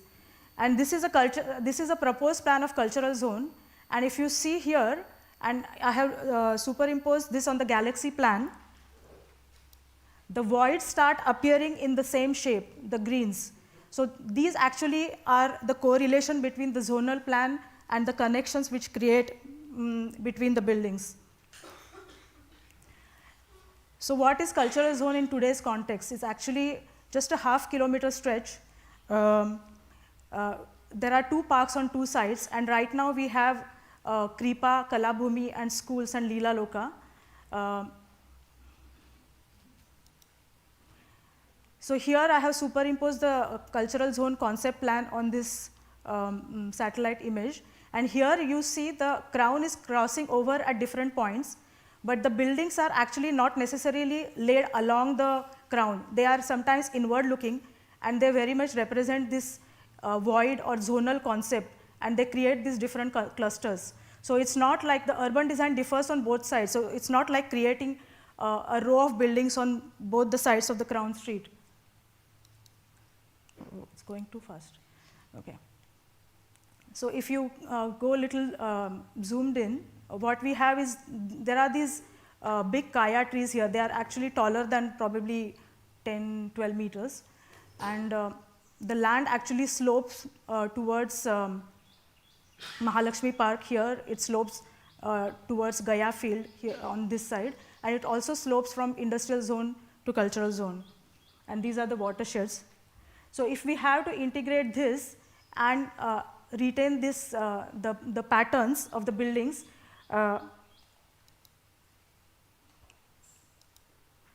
the plan can become something like that. And these are the building forms. If you see the scale of these buildings, and this is the scale of Kripa. So it is possible to create big buildings with a lot of space in between without cutting any trees and retaining the language which Roger is talking about. So here I have highlighted only the mobility lane. The spaces in between can be water bodies. They can even be visual water bodies integrated in architecture, and even the greens. And here actually the important point is the input for infrastructure will be as the zones are crossing, probably we will have to bring the building forms much closer to the mobility lane, because otherwise the scale when the buildings are crossing will grow enormous, and we don't want to create pedestrian bridges. So that the scale needs to be retained. So probably the structural forms or structural supports will need to be closer to the mobility lane. And actually this is, if we forget about the mobility lane, this becomes the right of way, and you can see the right of way becomes something else. It becomes more like a social space between the buildings, and we forget about the road is passing through. And this was actually the program given by Cultural Zone Group, and they write it as a journey of joyful immersion in the mobility through spaces. So this part can be later densified where Kalabhumi stretches.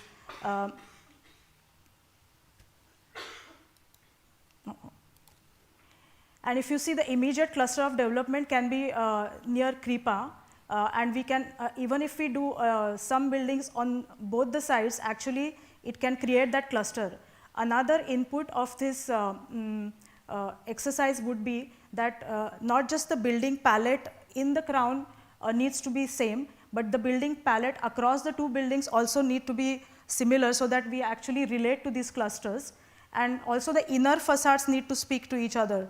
Otherwise, we don't actually read it as one cluster. So, so going through the parks, I thought of actually continuing this cultural zone exercise through the parks, because parks, if you see the crown is not broken in the parks, crown is continuing. And I see parks are actually the overlap between the two zones. So a lot of functions actually which are common to the zones can come in the park. And if you see the progression of parks through the city, actually we come from the green belt, which is the forest and the farms, and then it starts opening out in the form of more greens. And when it actually intersects the crown, there is a zone of activities. And then you go to the innermost meditative plaza, which is Matru Mandir. So don't go by this picture. It's just what this is just a concept to understand that crown is actually passing over and the green is flowing under. So we are actually framing the green by doing crown over the park. So this is something. This park is actually between the residential zone and cultural zone, and so the location is somewhere here, where also there is Mahalakshmi home for the elderly. And so this is, we can create a deck where the green is passing under. Oh, it's going backwards. Okay. Okay, so this is actually, a lot of this feedback came from the citizens' input. And people talked about creating morning life, because we are talking only about night life, but Auroville has a lot of morning life. So I really like that point, and we can have morning life here in this stretch where we can create terraces. And if we have ramps for the elderly to go up, we can have viewing decks and spaces like Tai Chi and yoga for them. And also we can integrate children's park, stores, plant stores, ice creams, and pet stores. A lot of people walk their dogs in that, including me, in that park. So, and obviously bus stops, because I think these parks need to be accessible to all the people for all the ages. So in fact, I think parks should have bus stops so that people can walk from one park and come out from the other park. So the idea is actually that we get to experience the park without actually losing the essence of the park, but creating the crown. So if we have to, I mean, this is not architectural design, just to understand the zoning of it, that these are the buildings and these are the green terraces, the trees are retained, and you can still walk through. Mari has created these actually quite nice level surfaces where you can go inside.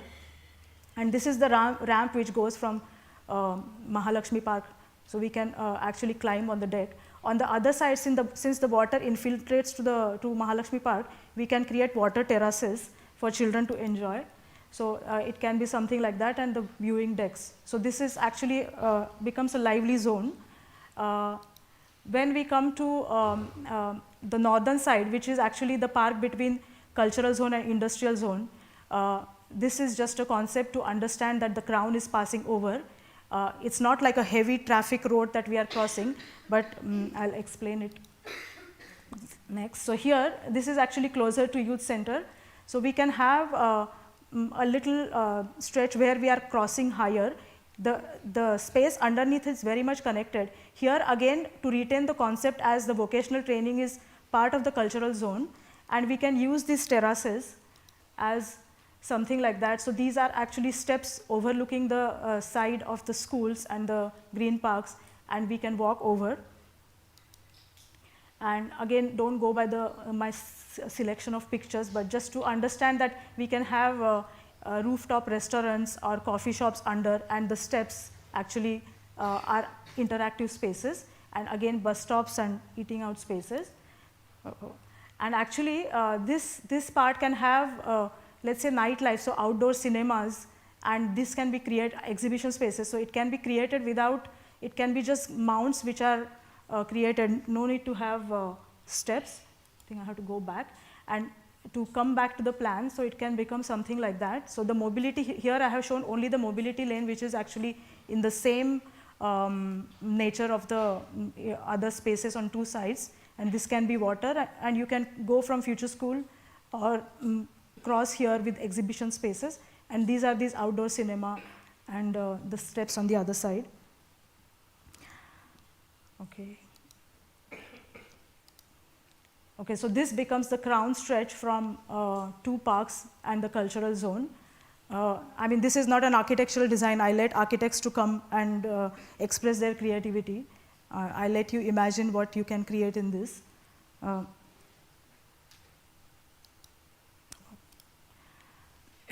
So international zone, I actually chose international zone and cultural zone because they are kind of in unison, since international zone is also called the zone of international culture, and it's actually where we represent the culture of the countries. And Sri Aurobindo talks about soul of a nation.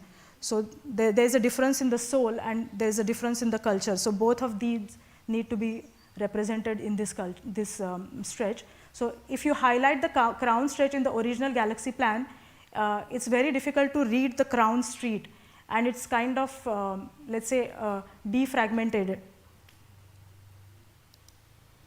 So this was the international zone concept plan, which was done by Roger later. And this was done when Bharat Niwas got built, and then he placed Bharat Niwas to be in the center of the international zone, where the countries are laid around, and also the Tibetan pavilion is in the same line. And both these pavilions are actually in the direct axis of Matru Mandir.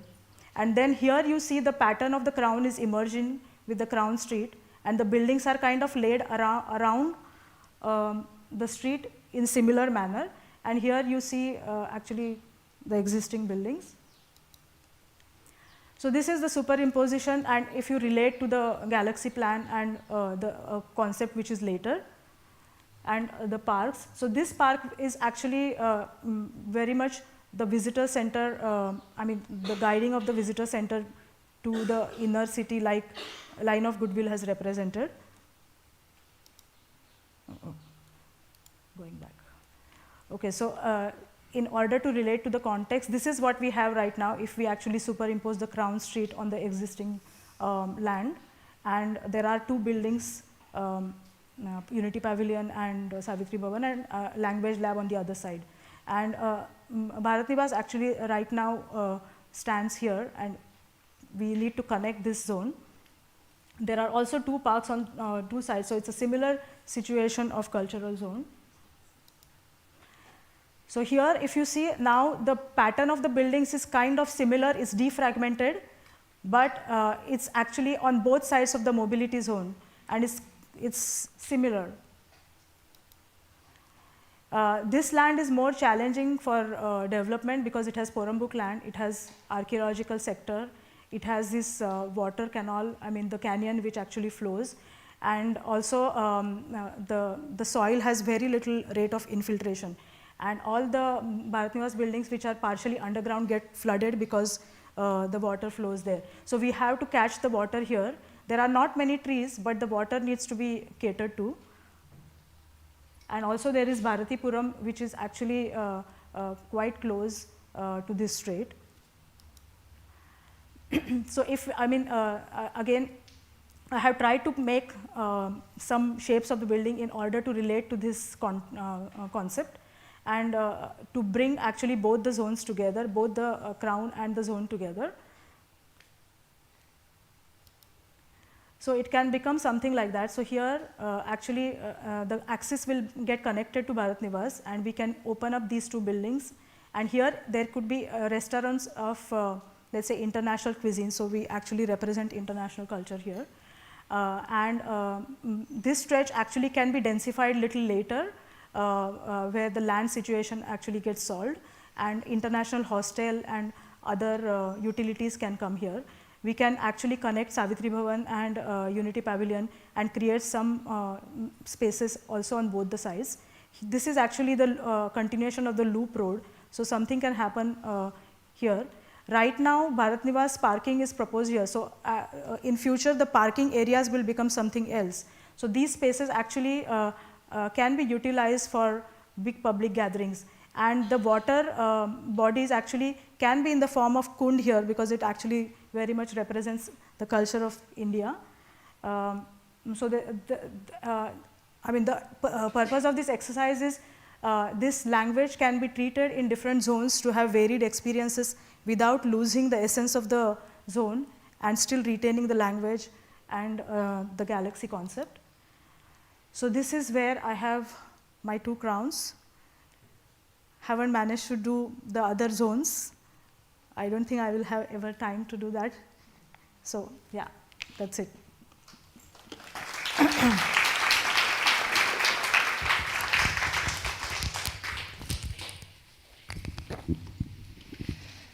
Thank you, Sonali.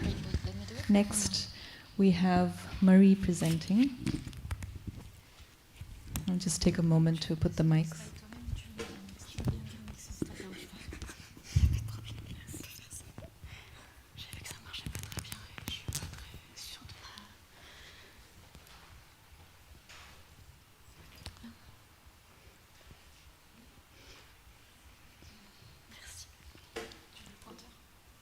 Laisse-le si ça ne dérange pas. Comment ça marche?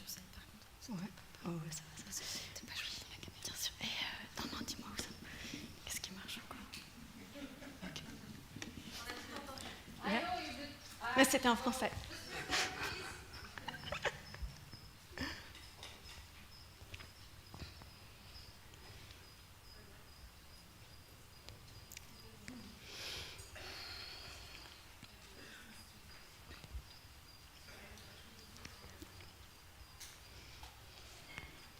You're impressive. Yes, so my name is Mary, and I will present you mainly the 4 parks, which are like the gates of each zone.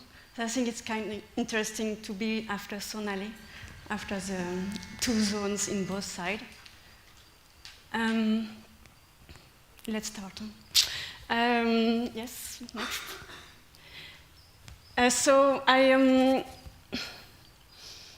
start to take the profile, the section of the crown as we receive it as a brief, the 16.7 meter, and the different lane put together. Yeah, it's exactly, no, it's not exactly, but it's close to the last presentation. So for the people who have already seen it, just I will go a bit faster. But it's a different type of lane altogether, and we create corridors, and we have this 16.7, which can work to me if you have these 2 type of building on both sides, which hold the street. Again, it's a question of proportion. But I would question the width of the road as maybe a misunderstanding since 99 till today. When you see the sketch of Roger here, when you see the 20 meter, he's not talking about the road side, but the crown size. So I really question the word crown, because I think crown is defining a road access, but also the building, a life, urban settings. So that's my first question the width of the road next. And I will also question the type of road, because that defines everything. If it's a road with heavy traffic, with motor vehicles, with speed, of course, the building will not try to hold the road. They will go as far as possible. You don't have urban life, because as pedestrian or cyclist, I don't really appreciate this type of road. So the 16.7 meter are not anymore held by urban facade. And today, when we see Kalpana and library, which are lower building, they are far apart. And in between, we don't use the crown to do any urban spaces. We don't use the crown as water retaining or water collecting. It becomes a space which we don't really know what to do with it. So I question also the quality of the road. And of course, like many of you, many of the architects presented, I will try to go for non-motorized vehicle at all for this road. At all, of course, emergency, any kind of thing. So we still keep a width which accept some vehicles, but it's not the main rule. The main rule is pedestrian, cycles, alternative vehicles, electrical, and public transport. Next. So I'll start from the center, which is Matrimondier, and I express it as a radiating center, which will touch this crown in several places. And it's a kind of an influence that gives us an inner and an outer when we are on this circle around Matrimondier. I did this exercise of putting all the lanes, you know. We have one for pedestrian, one for cyclist, one for bus, one for car, one, and I will question that. Next. So yes, you saw the 4 cardinal points coming from Matrimondier. Now it's a 12 gardens, which also touch the crown in different places. Next. And then we have the 4 parks, which have also the name of the 4 pillar or entrance of Matrimondier, which indicate that there is a relation between this. And the 4 parks are touching the crown, not only touching, but intersecting the crown. Next. And then we had a lot of experts telling us about the eco-sensitive zone that we have in Auroville. And we have 3 main ones which are crossing the crown. One in Gaia, which is about, it's a very it's a zone which accepts a lot of percolation. The soil, the type of soil, is very good to percolate the water. So if we want to save water in order for our city, for our park, for our garden, for our forest, it's a good place to save the space for percolating. We have in Darkali, which is a different type of water problem. It's a water catchment. You know, it's a type of canyon, how to retain this water before it goes and it creates a lot of problem. And Orodam, the canyon of Orodam, which are on that side. What I see is that they can be combined with the park. You see the blue lines and the green lines. The green is the park, the blue is the eco-sensitive zone. Next. And from that, I decide that these 4 lanes, maybe we can reduce in this area. So you can see in the 3 parks that I reduce it to 1 lane, meaning there is only one place where I can have my public transport going through. Of course, I have my pedestrian and cyclist. And the others, I can just create different type of section for the crown. That was missing for me, to have only one section, one type of section for a crown which is 4 kilometers around Matrimondier, without adjusting to the context, feel a bit weird. So I will create 4 types of section for this crossing of this 4 park. Next. Yeah. So you see, I keep the coherence of the crown, but I change the experience that you have during your passage on the crown. So it becomes a very rich experience. You have different of things. There is contrast. You can really see the different type of location you cross. Next. It seems a bit abstract, but it's not abstract. It's located on the map. So this circular crown, which I give different thickness and different quality, I connect it with Certitude Road to this Visitor Center Road. Let's see if I manage that. Yes. Which is, we saw last time, it's a road on Perrombock land. Not sure we will be able to change it before 5 years. I say 5 years because I think that's where we will, for now, that's where we can imagine and have an idea. No? We can always think of the bigger plan, but I think it's kind of interesting to see what we can achieve within 5 years in order to reestablish for the next 5 years after. So This road is here, which in fact helped me to feed this part of the residential zone, but I don't have a going through. Then I have this type of road. I thought the mobility guys will be before me, so you will understand better. But so you have the road from College Road to Kotakarai, and here, instead of going through Dark Alley, there is another option, which is a bypass on the west part. You will really see them with my colleague this afternoon, I guess. So I feed the cultural zone from this part, or with a mobility node here, with my public transport only. So that, again, it's a matter of phasing. How much are we ready to use public transport, to reduce our individual cars, and how much we can evolve toward a non-motorized city. Next. And then, that's a new slide. Then we were rotating on this crown road here. Even this model reflects a little bit that. And then we completely forgot that it's not a void in the middle. So if I have to move from point A to point B, maybe I will not do the long road, no? And maybe I will just go through, because that's the obvious movement. If I am a pedestrian, if I'm a cyclist, even if I'm on an e-bike, I think I will try. So that was a trial first to show you that I put the lake here, even if it's not existing today. Today the road is going very, very close to Matrimondier here.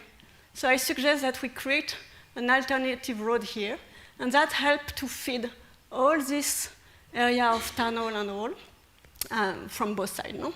But again, we can imagine that it's a filtered traffic, only for Revillion, only for certain type of people, a certain type of vehicles. Again, it depends on our readiness for non-motorized community. Then you can see that, what else? Yes, the green. So I put, as a landscaper, I believe that the landscape can create the galaxy. So one of the feedback from last time was, oh, we love greens, it's fantastic, it's very nice, this forest and all, but how can you merge it with galaxy? For me, for galaxy pattern, what we dream when we see this type of things. For me, the landscaping, any green elements, any plantation can create this pattern. So it's really what I try to do. For the inner road around Matrimondier, I imagine that it's the trees on this road, or I say road, but it's street, path, alley, whatever. It's this green which will create this type of circular things. And then we can have some connection which replicates radials. So that's something from the center. You can see that there is different bridge crossing the lake of Matrimondier, because I believe that you will have this need, no? You will have a need of maybe the visitors, and then maybe the residents here and here from the residence area on that side. You will need maybe for the maintenance, you will need for security, you will need for VIP. So you will need several space to cross this lake. The challenge is not to get to lose the coherence of the lake. That's it. That's it. Next. So that was the inner circle. And then comes the park, the forepark. And I imagine the park as being the green macrostructure of the galaxy. So we are talking a lot of the line of force being the macrostructure for the city, for the building. The park, for me, are the macrostructure of the galaxy. And they create this type of pattern from the ground, from the sky, from a satellite picture, but also on the ground, a certain type of density of plant forest, and that's why there is a need of a certain width of the park that we need to respect. Please, architects, and not, of course, a tree, it's always more, I mean, it's always possible to move and to place a building, but if you start to not to have enough width for your green infrastructure, for your green structure, macrostructure park, you will start to lose it. You will just have some plantation, but you don't have a park. And then, while the green circle here, it was more following the path, here for me, what is more important is the mass of forest, and the paths are around and you meander into it. So it's a bit the same idea of here. Excuse me if the line of force are not exactly at the right place. They constantly change depending on the map. So I think it's good to be a bit relaxed about the location of the line of force. But it's interesting, I don't know if you will see it on other place. It's interesting to see that they exist on the two other, the industrial and the residential area, not on these two areas, Sonali, that you described. Because here it's more a campus feature, while here it's really more about maybe more dense and built area. Here, the distance between this line of force are between 50 meters to 100 meters, just to give you an idea of the scale. It's massive. I mean, it's small in between the building, so, and it can be massive. So again, how to keep this proportion to have a happy life here. I mean, to have something that we can just breathe and we can be in contact with nature and we can interact peacefully. Next. I think Sonali touched it a little bit also before me. It's this gradation, this gradient from the center to the end, you know? So we are talking about park. We have all different type of idea of park. We are coming from all different type of background and culture. What I see for me is that from Matrimondia being really the center, even in the shape, this is you know, I mean, I didn't show it here, but the very famous shape of Matrimondia being a symbol, a tantric symbol of unity and creation. It's from that the movement of park starts. So it's quite interesting to look at that. From that center, which is more manicure, sophisticated garden, ornamental, which create, I mean, you have a lot of water, you have a lot of maintenance in this area. You go from here to from the garden to more a park, where maybe you don't have too much of shrub, but more trees, isolated tree like arboretum. Then you go to a forest where you have the 3 layers, where you have the shrub, the creeper, you have the ground cover, you start to have a density, and you start to have a much more wildlife coming into it. And at the end, you go to sanctuary at the end of the line. So it's really how to, you know, it's not to have a monotonous experience of the park. It's not everywhere the same. In the middle, it's more sophisticated. You need to water maybe, and slowly you don't need to water, and you use native plants, which will be much more resilient than other plants. What you can see in this, it's not super clear, but it's just to show you the existing plantation, I mean existing forest, planted with TDEF, the park from the galaxy. So it's 2 different types of layers which are not exactly saying the same things. And also the fact that here we are completely near the village. So whatever we talk about green belt or being a very massive green area on that side is already lost. It's okay, it's another way to contact the village and to try to find another way of bordering, but we will not have a forest on that side. So that means it's quite interesting and quite important to protect this area as a balance, at least for now.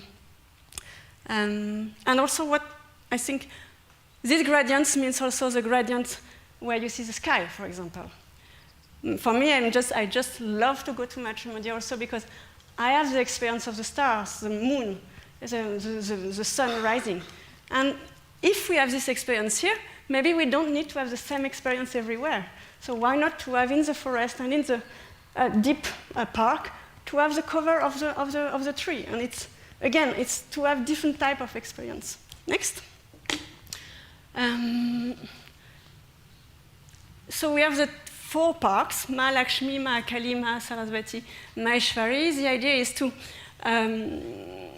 have different type of thematic on each of them, to connect them with the 3 eco-zones that you saw before, Darkali, Orodam, and Gaia, which means I really increase the green part of the crown. What I want to show here, that you don't see now anymore in the master plan, before there was, or maybe it's forgotten, or maybe it's intentional, I don't know, these 2 rings of green here, it's was the footprint of the galaxy. Because I think there was some misunderstanding. People thought that because I'm talking only about green, I just don't talk about galaxy or footprint or building a town. So I think it was important to see that, but in a different type of, to be creative, no? So in the residential zone, but you will see also at the last part, it's more to reinforce, the paved area. We have a very open space. That's what I show you with the first section. Why not to bring the facade much closer to the road with different type of structure, light structure, permanent structure, shade structure, to really have to create the shade that we cannot create with the trees anymore because it's too big. So it's 20 minutes. Okay. And then to continue with the same type of pattern here in the park, but it's not building, With the landscape, we can create this same type of pattern. So for me here, what was important was to leave a space here to plant the tree very close to my road, my street, and then to create a kind of paved area or shade area inside. Yes, I can tell you this first. I intentionally extend the Mahalakshmi Park. It was only 100-meter stretch. I extend it towards the cultural zone because, as you saw before, it's much more like a campus way of urbanization. So it tolerates much more green area. So you can see the idea is that it's not, it's porous with all the cycle paths and to create more percolation pits. Next. That's a sketch to express what I said before, to have a share space for this one. I keep the 2 lanes for me because I prefer to have on one space in this area all the vehicles and to save the rest and not to have different type of crossing. It's much more, I think it's much more, it's more ideal for water percolation to save the rest of the area for water. So everybody is coming on the same lane. I don't have motorized individual vehicles, and I repeat myself. Next. So that's the section for that. You see 6 meters for the road because it's everybody here, and 2 meters on both sides to tolerate this type of shade infrastructure and all. Infrastructure, I didn't go too much in detail about that. I changed it before, I put it under the road, and now I put it outside the road because it seems that we need access to it, and what is important for me is that infrastructure are not defining what is outside. It's buried in the ground. So we need to be practical, we need it, but it's not something that will create a type of life outside. It's not something that could create a city or a street feeling. So we will need to see that, but I'm sure that we can find solution, and also solution in phasing. It's not that we have to bury today pipes and cable for 50,000 people today with the technology of today, while we know that in 5 and 10 years it will be obsolete. So we can do something. Maybe we change this gradient of 50,000 to something which is more realistic in 5 or 10 years. And then in 5 or 10 years anyway, we will have to change it. And we will know exactly where we will change it. Next. So now we are in Macaulay Park. I didn't increase the size of the park. It's about 300 meters. That's where, I mean, we are in youth center. That's where trees have been cut recently, while it's a park. I mean, or it will be a park. I mean, that's the idea. The only thing that I will say, it's this access here that is today existing and that helped to feed the cultural zone, block completely all the sport grounds, the school, to the other side, on that side. So are we ready to leave our vehicle here or here? Again, it's not only a personal effort or individual effort. It's a public effort. We need to create, I mean, I saw on the previous presentation, e-cycle pool, transition, I mean, mobility, parking. So all this can be done, and can be done if we are enough on our cycle or on our e-cycle to ask for this change. Again, here you see, really I don't see any building on this stretch because it's quite small. I mean, you have a lot of water that you need to live, to go through this way. But with hedge, yes, oh, yeah. Next. So next, it's an illustration for that. And it's just to show you that with native species hedges, we can create space. On this drawing, it's a bit more fluid. On the previous map, it was a bit rigid because I wanted to follow the galaxy. We can play, we can do. Next, yes, I hear you. I have to. So the section here was just to showing you that by dividing this different lane, I don't have any motors vehicles on that park. By dividing this different traffic, and by playing its meandering, I can plant on the side of it, and then I can create the shade for it. I don't need to be in the sun. Because it's small, again, the proportion with the forest beside can help the shading. Next. So that's quite important, but it's dark alley forest. I'll go fast. Here, that's water bodies that we saw today. I propose to go with only a catwalk to have a public transport on the side and to have the motorized individual vehicles going on that side. This is new, it doesn't exist. I mean, the main idea is really to preserve the water. I mean, it's our main richest and our main, I mean, it's something that seems obvious to me. We have so much space on the other side of the crown to build. So why do we try to put something here, you know? Maybe in 10 years, I don't say, maybe we will find a solution to combine. But today, I don't see really the point. This is a line of force that I transform into line of light. That was this, no? That was, no, light of life. Yes, you will see just after me. So again, we can create this type of, for me, it's not something too rigid, but it's where maybe we collect all the water, we create more water body, and that's the idea of line of life. Whatever we do here in the first 5 years will help us to find a solution for this one and this one. Because the water is going in 3 different parts. It intersects with the crown in 3 parts. Next. Yeah, so enjoy the drawings. Next. You see, I mean, it's the idea of the axis of the crown is here, and we just create the next.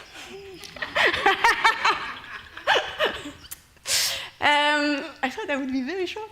Okay, so that's residential zone. Mashbury Park is here. Depending on the map, the line of force or the line of goodwill is different. So it's a bit on top of each other. As a landscaper, I have to defend my park, I'm sorry. So what does it mean? That means maybe we can extend the park on that side, or maybe we can really emphasize the fact that the line of force should have any green facade, green roof, urban farming. It has to give this type of typology on that side.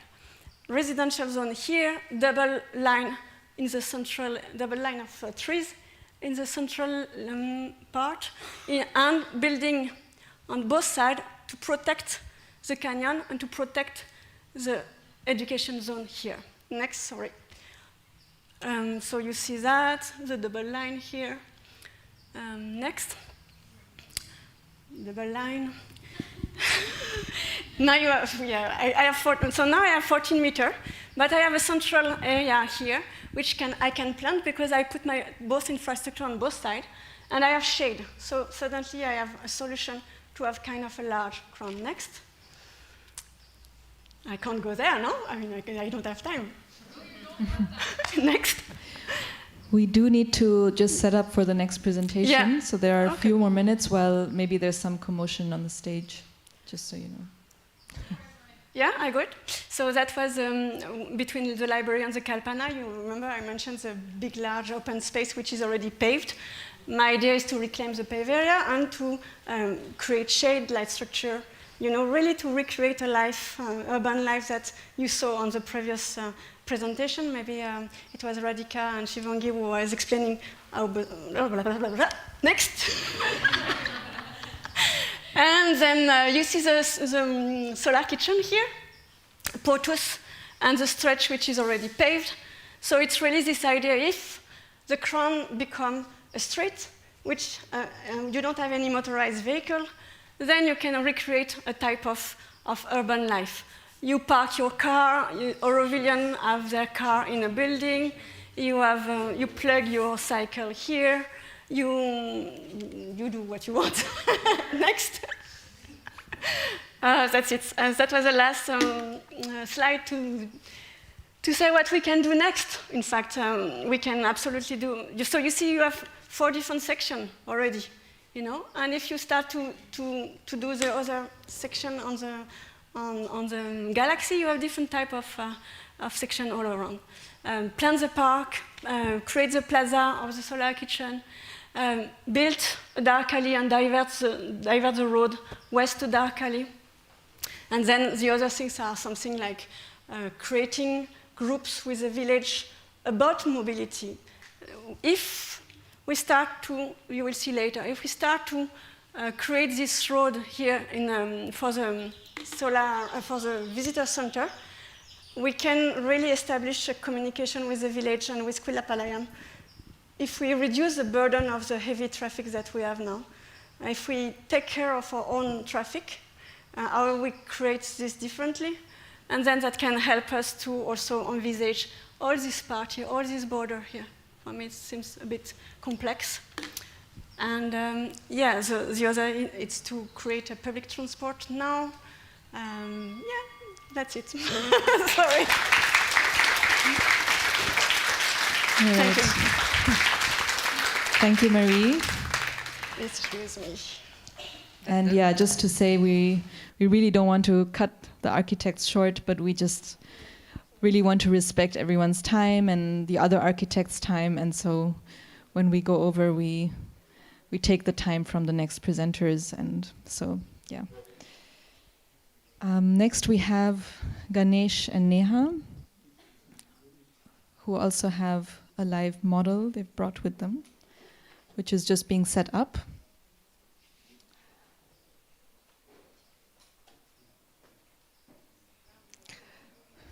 It's a bit like a puzzle. They're trying to figure out where to put what.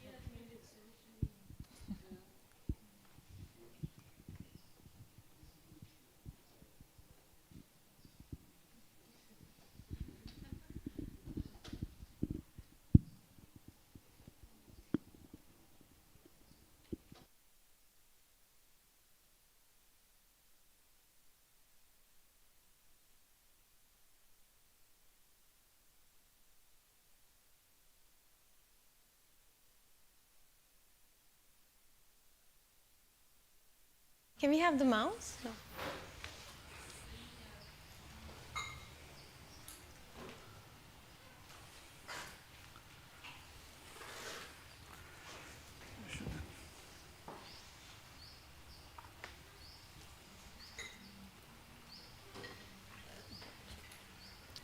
So, hello everyone. So the feedback that we've received in the past, the feedback and guidance I would say in the past several weeks has been quite a bit for us to process, given the depth and intensity of what what everybody has shared. So, so that's where we are right now. You want to go ahead? Yeah, sure. Before I start, I thought of this a lot in the last 2 weeks. So first, thanks to Omar, David, and Mona, and the Citizen Assembly team. I mean, it's like we did a master's course in the last 1.5 months. It feels like that after talking to so many people. So what we've done as a follow-up is basically we made the model. Yeah. So we said we have to see it in 3 dimensions, what we're talking about. So it was basically that need which drove us towards this. And what you see here is in no way perfect. It's like, in fact, probably more mistakes which we will notice when we did this than than the good things. In fact, even this morning we went and cut off a lot of buildings away. So it's like, so it's a working model, and that's how we should see it. And yeah, because we're used to seeing this, yeah, and we really wanted this and see it from almost horizontal. What we're talking about. That was the intention behind making this model. We'll just run through the previous slides just as a recap, because a lot of new audience is probably also watching this right now. I'll go through. So this is essentially what we're trying to do. Yeah, how to get a synthesis and integrate all these factors. That is the aim. Yeah. So yeah, it's a synthesis and not a win-win. And we started at looking at the galaxy, basically saying what the galaxy offers us, which is basically looking at the old master plan, the models. So this was the first exercise which we did, which led us to an understanding of the geometry which happens at different parts of the galaxy, and how this will inform probably even how the DDP is prepared in different areas. And this is something which we said last time, the road is not apparent. So what is the road? What are we talking about? So it's that interpretation that we are trying to look at more deeply now. And this is what we're talking about. That I really like for what it is, and the edges. And we feel that the edges needs to also be really emphasized, because that's a really core aspect of the crown when we talk about it. And also this reading that the crown becomes less in some parts, and which we saw very clearly when we made the model. It comes through more profoundly. And I think that aspect we can use smartly in certain areas. After looking, we said we should draw it. So this is more like drawing the galaxy, where we just went ahead and drew it without having an agenda. And what we had were the trees marked along the road. What we would have really liked, and as a next step we should do, is mark the trees here for this zone, and then take it and play with it. So a lot of things, what you see beyond this line is inferred. If we had this data, it can become that much more realistic. But still, I think it's a fantastic start to at least look at it. So this is drawing, and yeah, like I said, we see it as one building, and we see it with an architectural eye as a singular piece of built environment. And the last line is the most important for us, is this shouldn't divide the town. Yeah, and that's, I think, the key core thing.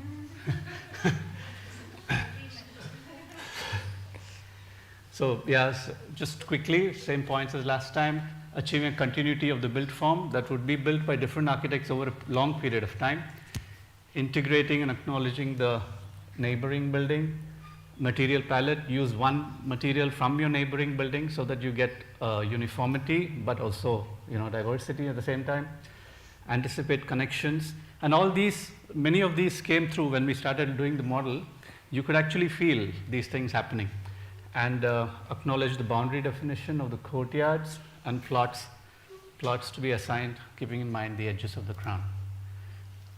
So now from the concept, we are coming to part of the context, taking it forward from what Marie was saying. The parks are holding the whole master plan. They are not only connecting to the green belt, but also the whole city. And when we start looking at what the parks are named, then it starts somehow making sense about what each zone really aspires to be. So for example, when we start with Maheshwari, there is wisdom and cosmic vastness. I hope you don't mind if I just read, because it kind of, so she comprehends all things and all beings and their nature and what moves them, and the law of the world and its times and how all was and is and must be.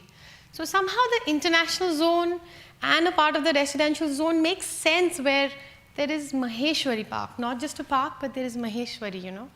And then coming to Mahakali, that is strength and intensity. So to knowledge, which is Mahasaraswati side on the park, she gives a conquering might, brings to beauty and harmony, which is the Mahalakshmi Park, a mounting movement and imparts to the slow, difficult labor after perfection and impetus. So somehow these parks are named and in a certain way where they are holding the whole town almost. Coming to Mahalakshmi, beauty and harmony, it brings beings and forces together and obliges them to meet and unite. So somehow that community aspect is already there in what she's called the parks, you know. And then there is Mahasaraswati, perfection and power of work. So this is interesting because, okay, this is Sri Aurobindo actually. So he talks about when she takes up the transformation and new building of nature, her action is laborious and minute, and often seems to our impatience slow and interminable. So that's where Darkali is, you know. So we probably need to go a little slower. We need to be far more detailed and taking our time in understanding what that is. So somehow, yeah, taking what Marie was saying, the parks are really, that's the context that we take forward from the parks. Yeah, and then another context of where we find the crown. This is from the last time where we said depending on the zoning, location, park, forest, section of the crown building. So we've just taken it one step forward, where we are trying to see what the spatial density is versus the green density versus the social density. So just to see in broad aspects of what the experience, we are not designing the experience, we are just saying what type of experience it might be. And this is just, you know, it's extremely conceptual and we haven't given it too much thought, but this is where we feel that you can start by the sense of these kind of three kind of densities. Okay. Yeah. So this drawing, like we told last time, was very important for us, and it was almost like a shifting point. So where we start looking at the empty spaces, the spaces between the buildings in the galaxy model, and define them and use them as catchment for watersheds, and also define the pockets of existing tree clusters and base the size of the cluster depending on the kind of tree it is. And where there are no trees, we actually plant trees and define this empty space. Yeah, so buildings can come besides it in the future. Yeah. And these three variety of pockets have to be seen also in relation to the creation of public spaces along the crown of varying sizes and density. So what we also did, I mean, we had a very good session with Giulio, and where we actually understood the whole concept of watershed and, you know, what is the volume of water which you cater for and things like that. So once you do it, we found that this drawing, I mean, it's very easy to integrate this concept into reality. And this is something which we can already do, and over the years we felt that we should, even though the galaxy isn't there, we should have a notion of the galaxy while building. But this will actually put something in place which will be easier to relate for any architect building as a physical space actually. So coming back from the concept to the context, we had this slide the last time. So water catchments along the way, looking at the water streams. So one interesting thing that came up again with our conversation with Julio was that, for example, here, the water would percolate really fast. So reusing is going to be complicated. So then we have swales that take it to a slightly catchment friendly area that can then be reused for domestic purposes. Whereas for the clay, where we have the Manaveli clay, then we really look into collecting the water in catchments and reusing it, because those will stay for a little longer than, say, in the sandstone area. So that's, yeah, and water is life, the point of meeting of several water streams culminate in a line of force of life. So, did you miss one before? No. Okay.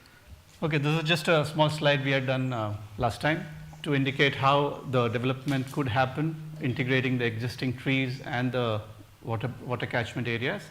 And actually the key is defining the edges of the building in the spirit of the edges in the crown. And we let different people build different parts of the whole crown, wherein this whole sense of authorship almost melts away in a way, which will be nice.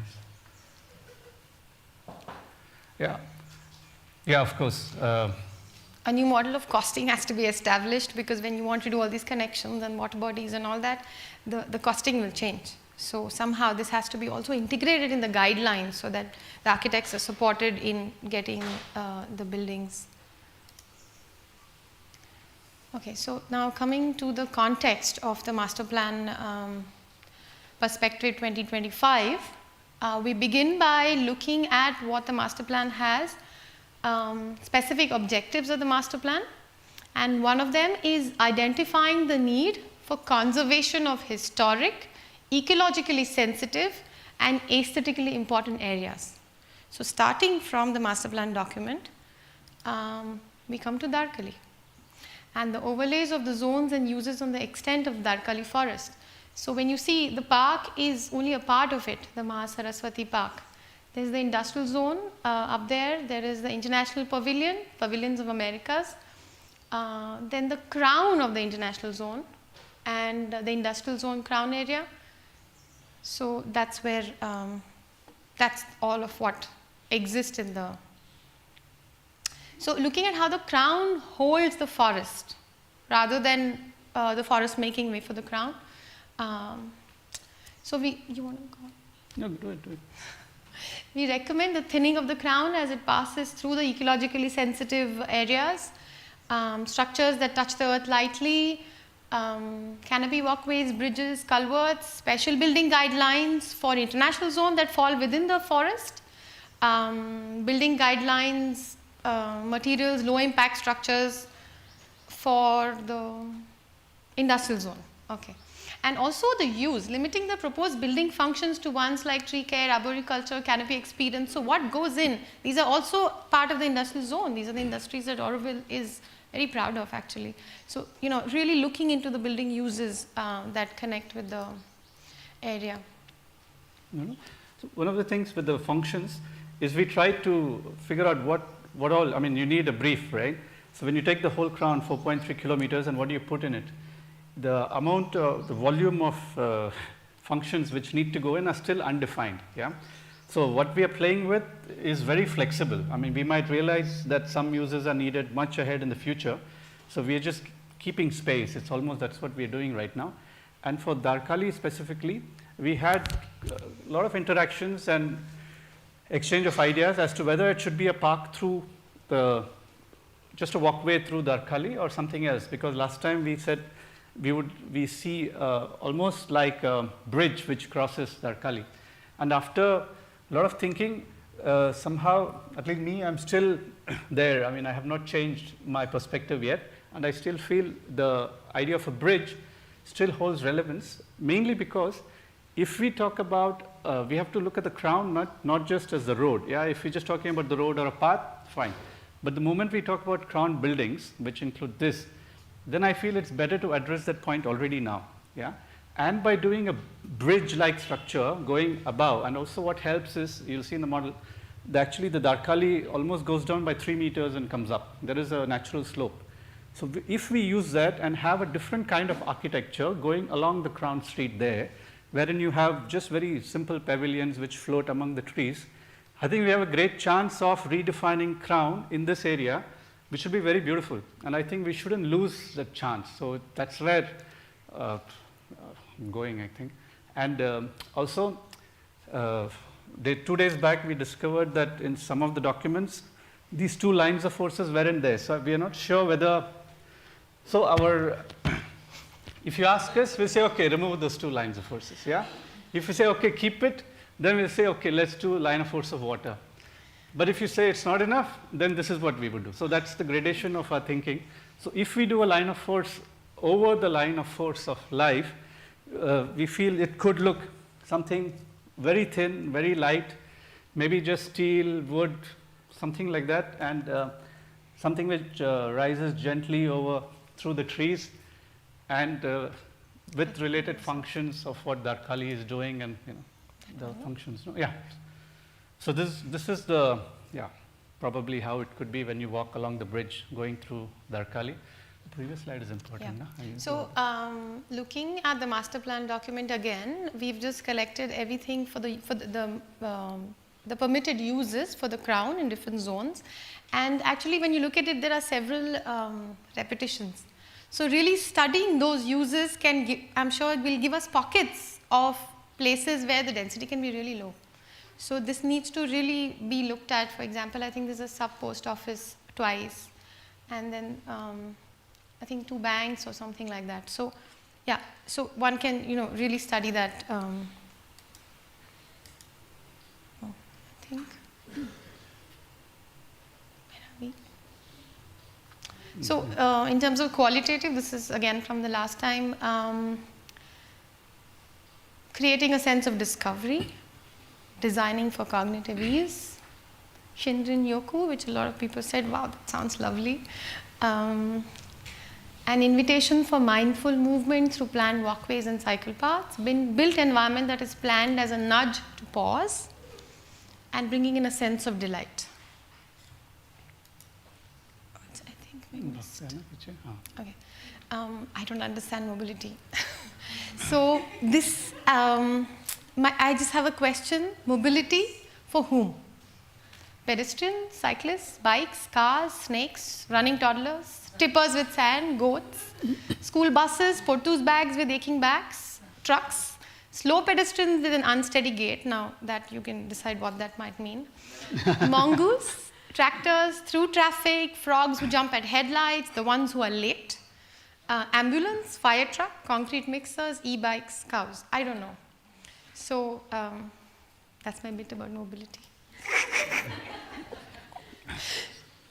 So this is we tried our hand at looking at the section. The section and the mobility kind of go together here. So this is the section from ATDC, and with the 16.7 meters with the different sections marked. So what's important to note here is when Roger looked at it and designed it, he was looking at the pedestrians using the space below the buildings, yeah? And this was for vehicular traffic. So that is the data which we have. And of course, we need the services going through. Now, what's important is the brief says the crown mobility is pedestrian and public EV transport at that speed. So I feel that as per Roger's section, the pedestrians are using this. So if this is the case, the crown street is purely for a public EV transport and cyclists who can use the same street without the need for an additional dedicated lane.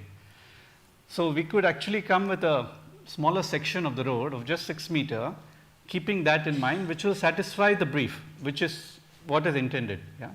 The service corridors on either side have been allotted the space as per the infrastructure requirement. That's what we've done. The service corridor and the road to be at, okay, this is very important. We thought the service corridor on the road should be at the same level and move away from the idea of a pavement, which then leads us to get extra space if a heavy vehicle comes or an ambulance comes. You get that extra maneuverability possible. Yeah. And if we are designing the crown, we should design for the final mobility envisaged already now. And we should actually build sections of crown the way we want it down in the future, but just let's do a small section, do it the way it's supposed to be, have the mobility that's supposed to be there then. And then that will give us a lot of clues as to, we can still continue with how we're doing in the rest of the space. Here, what I really liked was, David did a couple of years back, one study wherein he was looking at how this can be phased out. And I think it's worth really revisiting that study and take one section and concentrate our effort and just doing one part the way we want it and take cues from that for the future. So this is where we end up with. If we reduce it, we still come at 11.6. After talking with the infrastructure expert from Ahmedabad, we were totally like, we said like, we need him sitting with us to do it. We are like, little bit, I felt, it's not our domain really, and we need him and have that interaction which we had, which will define this, So even though we've done this, I know that it's probably premature. And if he looks at it from his eyes, he will see it like that, And that's what's needed, and that we felt very strongly when we drew this.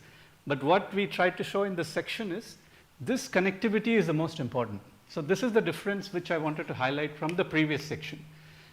The crown is from here to here. I think that is the key thing which we need.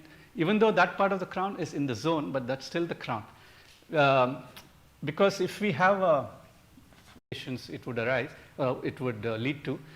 But our sense was, can we make it smaller where it's park, and we really resonate with what Murray showed just previously with the paved area in the park following the shapes of the galaxy.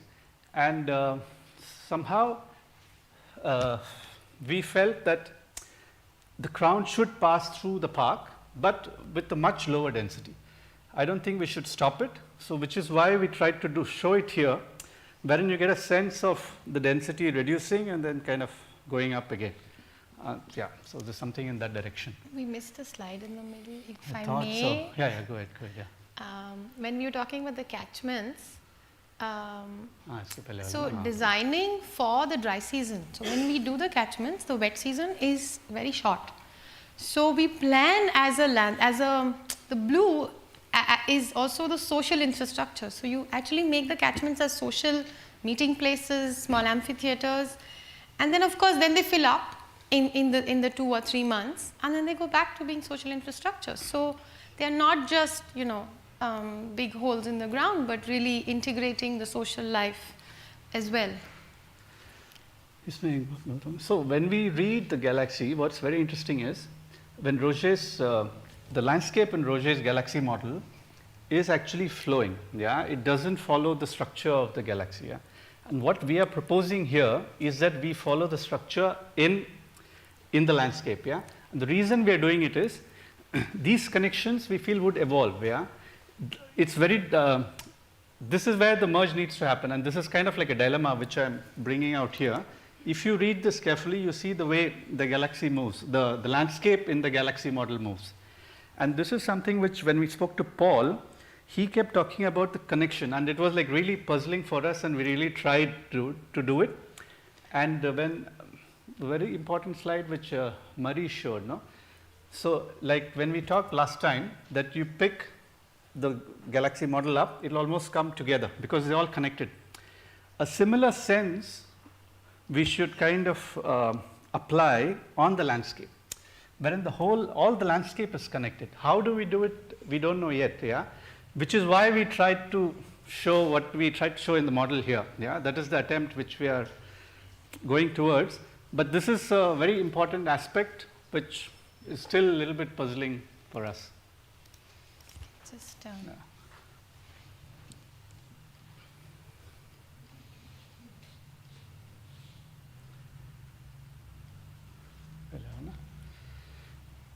this was just a section through both the parks, the industrial zone with Darkali there, and that's the international zone, and with the Mahakali Park. This was a previous section, but I think the model is much more accurate than this. We misjudged the height of the.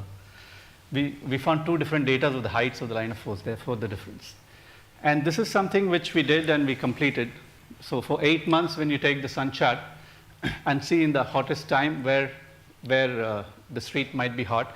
But we realized while doing the model that the moment you connect the street on top at different levels, not just the lines of force, but other parts as well, this will become much easier for us to solve. We can achieve quite a bit of shade even in the hot summer for people to move through. Yeah, and just, yeah, I don't know, I'll just still do it. Just to emphasize, I mean, this image, no, street and avenue trees, yeah, and I think that's where we've gone, and it's cool. I mean, maybe there was a need at the time and we did it, but where we should go is something else, yeah, and I think that we should be aware of.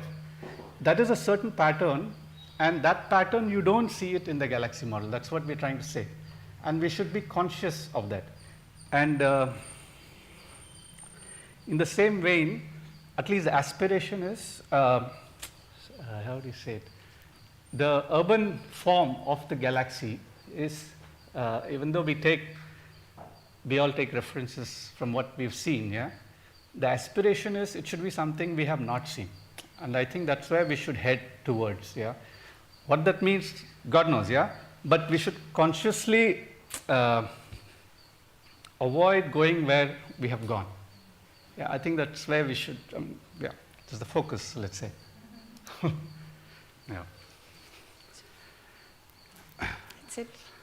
Thank you. Thanks a lot, yeah. I mean, there's more to see in the model, so, and we can't really like, I mean, it's, there are a lot of stories within each part of the model. When you do it, it comes out, yeah? And we can't show it here. In fact, we finished it this morning, so we couldn't even put it here on the presentation. Huh? Yeah. No, just insights, no, which you get when making. Why don't you? So our idea was, you look at the galaxy, you draw the galaxy, then we say, let's make the galaxy. So it's just getting to know the galaxy. That is our intention, yeah?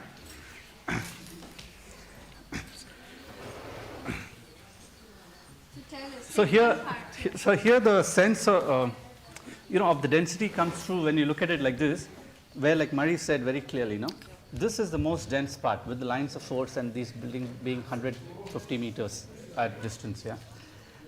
And the next is that the residential zone gets really dense and where the lines of force end. So which is what we try to indicate, where the lines of force come and there's a water body happening, you see. So this blue is where the whole water catchment story comes in a model. And also when the lines of force come down, maybe the water cascades and gets caught here and then it goes on, yeah. Interesting story is the cultural zone. There have been various, if you look at it, there have been various interpretations of the cultural zone. In fact, David Moore, and I a little bit with him, did a study last year also of the cultural zone, which was of a different language. Yeah, this time we attempted it, taking cues from that study actually, wherein, like Sonali said, you have these kaya trees, yeah? Use that as the point or the grid and create spaces around. And when you create those spaces, you follow the geometry which the crown, the galaxy gives you, which in this case is a hexagon. But we didn't take the hexagon as a hexagon. That is the difference. We took the hexagon as volumes which 60, 120, 180 degrees and created space around it. So it's an abstraction of that concept. And using the same principle which we used here with the water bodies, we tried to put it there. And this whole idea of having gardens at the first level, second level, then the whole space when you walk through, almost the ground floor can be empty. I mean, you just walk through between trees and suddenly you have openings, when you go through the zone. Then that becomes a campus which Paul alluded to.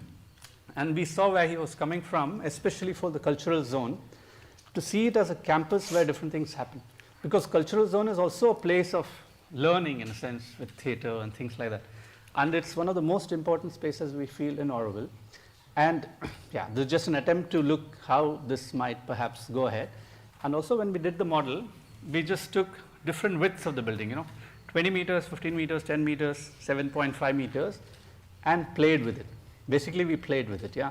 But that is the notion. So you can have different widths of spaces possible in what you see here. And then from there, if you see the cultural zone is very interesting. This is the actual park. Yeah. And by the way, this whole, the base, is what makes the model, and she's the one who did the whole drawing. Because we didn't find green paper. That was the only reason. It comes from there. I mean, that's the magic here.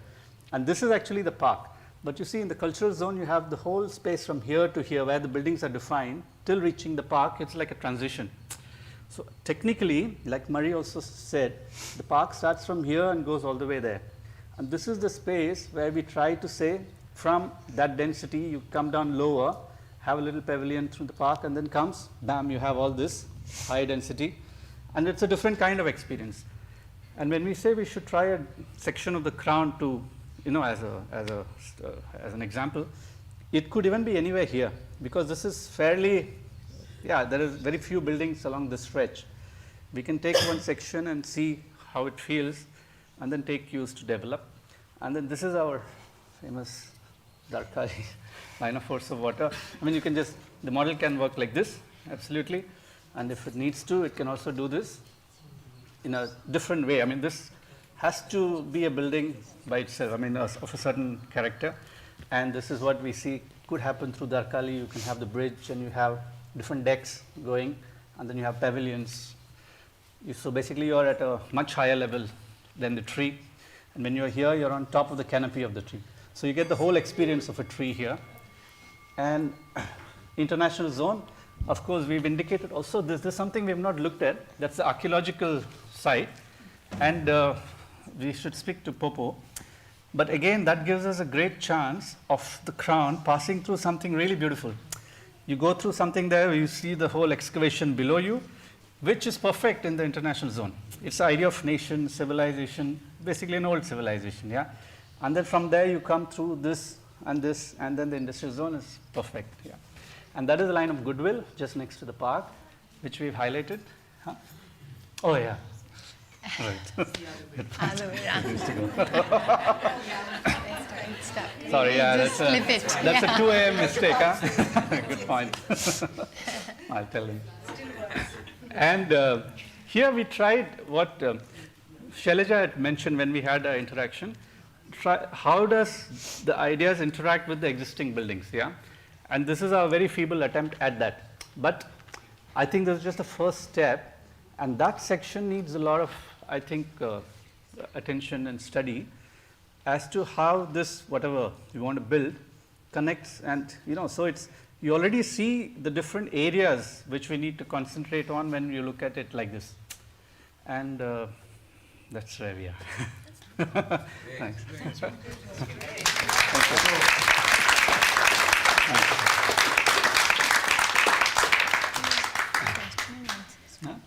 Thank you, Ganesh and Neha, for that presentation. Question and answer. Yeah, sorry, yeah.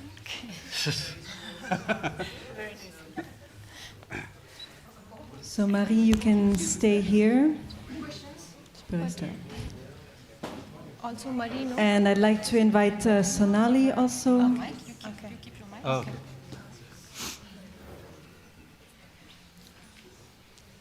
Super. Yeah. So we have about 15 minutes for any questions on the three presentations that were given, and again specifically on how any of the feedback that you as participants had given last week, how that was incorporated, any questions on the evolution of the designs since last time and since those inputs. So we'll open it up for questions from any of the participants, and kindly share your name and the architect team that your question is for.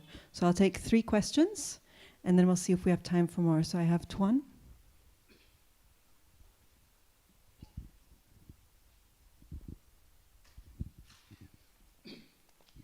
I have 2 very brief comments and 1 question. The comments are, I heard again in some presentations centralized and decentralized. But I think both in the water presentation and the energy, we had proposed neither centralized nor decentralized, distributed but connected. So that is 1 clarification. Second thing is, I'm not aware of any infrastructure which has been installed or is being installed for 50,000. It is planned, but nothing has been installed for 50,000. My question is, What do you mean by motorized traffic? Do you mean anything with a motor? Because even an e-cycle has a motor, or do you mean fossil fuel traffic? I think we have to be clear about that. Thank you. So I see Marco, so I'll take that question. We'll take a total of 3. And then Omar.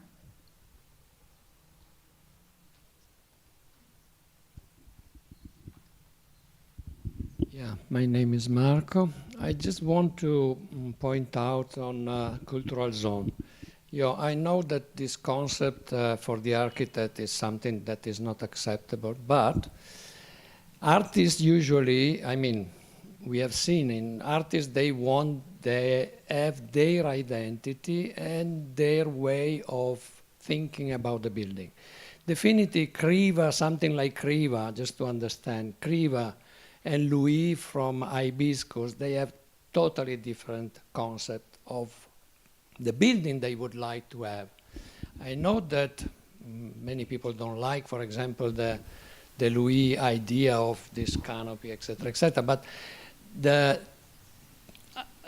idea of the architect that usually is to have always the same element in the same zone, well, it's not really what the artists like. For the industrial zone. So I see the industrial zone is the only place where the visitors can have access. And again, we have exhibitions, festival, and so somehow we have to find out the way that in that zone also the public can go. Otherwise, in the cultural zone, they never can go to see an exhibition, they never can go to interact with the Aurovilians. So, well, that is a question mark.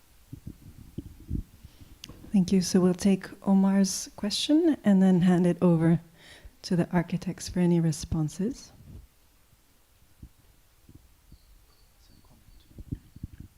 So it's more a comment, yeah. Since we started this exercise, I have been wondering to which degree there will be some exploration in, let's say, geometry and city form in a way that could open doors to solving problems that we are dealing with today. And I feel in this, the geometry and the form, we have to remember, is one aspect. But this is touched upon in this presentation I have seen, and I feel like the two main issues for me are really on a way to be solved in these presentations. One of them is this issue of the continuity of the crown experience versus the continuity of the park experience. And I think this idea that you can, from the inside to completely to the outside, fully walk while not feeling you are crossing a road. You are crossing a wide mechanical road. And the second issue is the issue of geometry versus no geometry. And I was since the beginning waiting for something to see, in which I always see when you look at the Auroville vision, you cannot really recognize in the first 20 seconds if it is purely geometrical circle or not. You need to look. And then comes the purely mechanical road that it is so clear to see in the first 10 seconds it is. And I feel really touched upon, and now we are moving in a possibility in which we come back to the original sensibility in which it's so ambiguous. It's still a continuous experience. It doesn't cut the experience of the park. So I'm really touched to see this happening, and I really appreciate all the effort that you have done. Yeah, thank you. Yeah. Thank you. Any observations, responses, comments from any of the architects to those questions?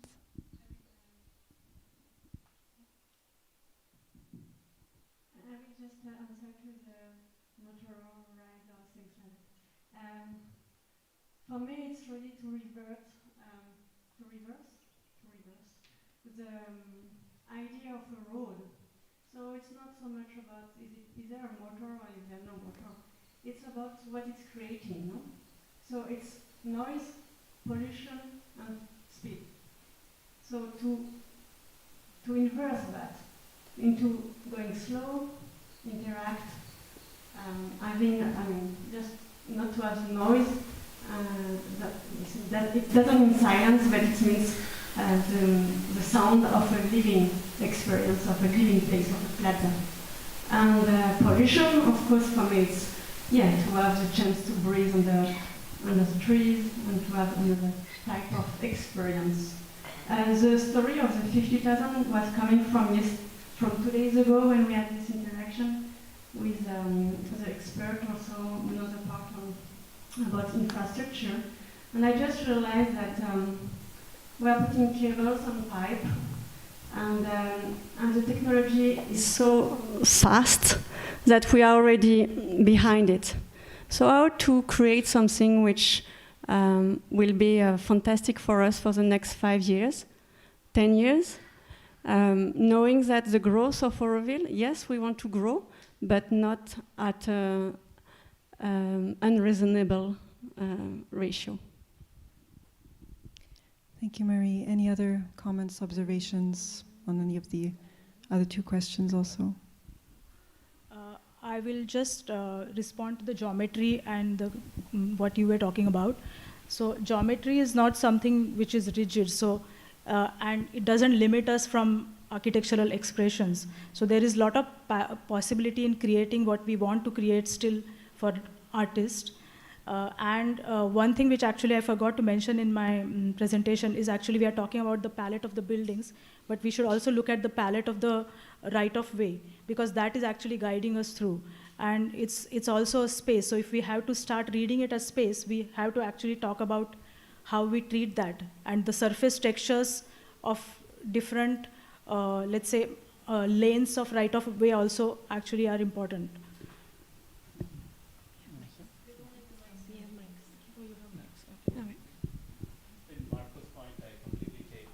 Which we came up when we met. I have, right? Yeah. When we did the presentation along with David some years back, and it's still unresolved. But point taken, and the next time we touch it, I think we'll definitely take that in our head. Yeah. And just one thing is, one experience when we did the model, each time we make the scale bigger, it just becomes that much easier. Yeah. And I think we should keep making bigger and bigger and bigger till we reach 1:1 and resolve all those things with paper and then go on to the next step. Yeah. Any final comments? Okay. So thank you so much to all four of you for all of your work in these last weeks and for continuing to evolve your designs. Thank you. Let's give them a warm round of applause.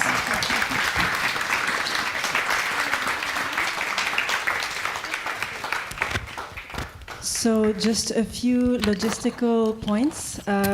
Participants all of us here will be having lunch over at Oro Anam Kitchen in Bart Nivas. So we invite you to... Oh, they're bringing it here now? Oh, fantastic. Okay. Oh, it's not yet here. Okay, so the lunch will be coming here, but it's not yet here. But there was actually an optional screening that we wanted to do. We thought we would do it in the last 15 minutes of lunchtime, but I suggest we actually do it now. Mona, would you like to speak to that? Yeah, I think so. We had some of the participants had requested us that we would like to see more aspects of infrastructure design. Like, we had so much expertise on so many aspects, but with infrastructure, we felt we had only 1 or 2 options that we had been seeing, in the 4th, 5th, 6th of February, the technical sessions. So we asked Rajiv if he could arrange something from Ahmedabad. And we had a very nice presentation by Maulik Javeri and his team.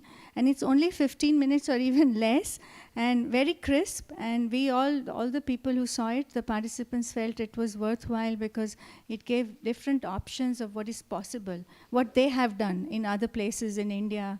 So we just thought we should show we have the presentation, but we thought we should show the video, because then you will understand also how they explain it. And it's very short. I'd really request if you would all stay. And it's a pity that Tuan just left. But anyway, we'll show it to him some other time. But yeah, so we can screen it. Yeah, so it's just an option if you want to stay. And we'll let you know as soon as lunch arrives. I guess it will be soon. And just to note that we will be starting again at 2 p.m., which is in an hour and 15 minutes. So feel free to use that time as best for you. Thank you so much, everyone. See you at 2.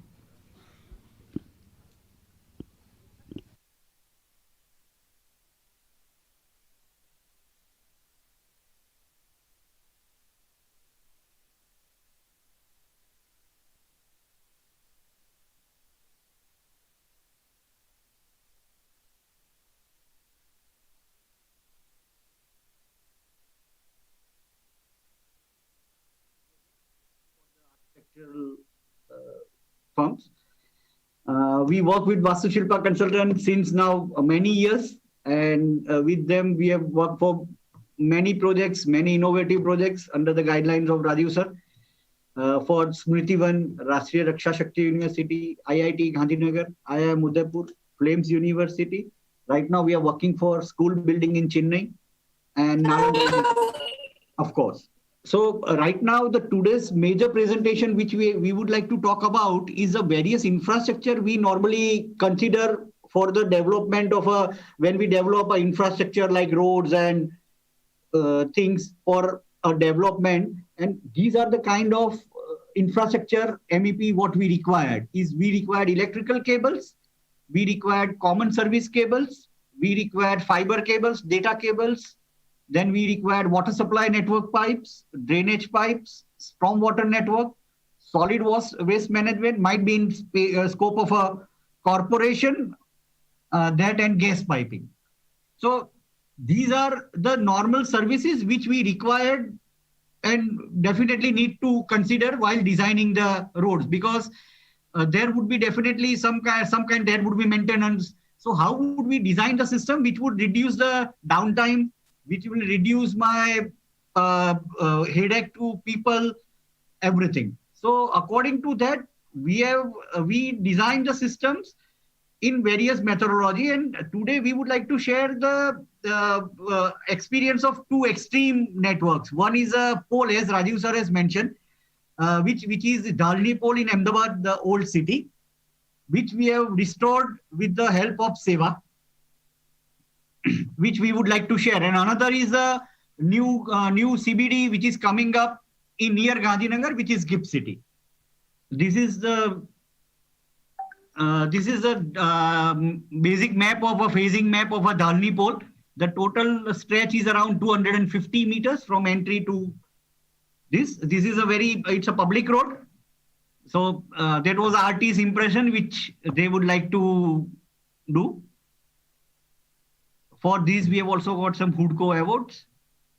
So these are the picture will show you the earlier what was the kind of an installation was there and what were the situation of the roads were.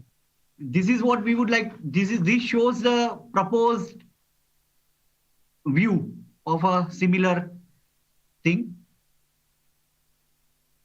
And this is what it is right now.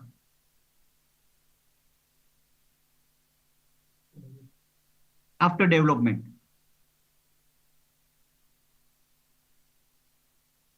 And this is the section which we are talking about. So what we have done is we have buried all services. We have also done stormwater lines. We have also done, in old poles, we also have a firefighting inbuilt. So that also we have incorporated. And you will surprise the total width of the road is 2.5 meters. All services are buried only. So we have considered stormwater lines, we have considered electrical cables, we have considered communication cables. Now we would like to discuss you about the GIFT City, few of the slides. GIFT City is the most advanced city which has been developed near Gandhinagar. It is the idea of GIFT City is being considered as a digging free city. So what they are talking about is, okay, we don't want to dig at any point of time. So this is the entire layout and the stretch of a GIFT City. And this is a walkable tunnel which we have developed. Right now we have developed for 8 kilometers. And further it has been envisaged for the total of a 16 plus kilometers. It is entirely, even 407 can run into the trench and do the maintenance. This has been considered because this is considered to be a CBD. So there are many new requirements, new upcoming things are coming up. So you don't know what kind of services we need to plan. So if we know what are the kind of services we need to look at it, then we can definitely think about various options. This is basically a look of a trench below ground right now existing. And this is one of the school which we are developing in Chennai. This campus is housing 1400 trees right now. And we are not cutting any of one of them. And we are doing, this is a 2100 student campus. So we are designing a walkable tunnel trench of lesser height below the plinth of the corridor, which we have shown. The entire service has been taken through it. So this is just for your reference. Now we come to what are the kind of systems we talk about. So either we can do everything buried in ground. We can also have a pipe plus manhole network. We can have cable trench, which can be openable from the top, might be sides of the road. And this is what we have earlier seen as a walkable tunnel trench. Now what we have done is, we are not reaching to any conclusion, but what we have designed, dedicated some parameters and identified the pros and cons of each system with this slide. So we can discuss further during your whatever, if anybody has a question.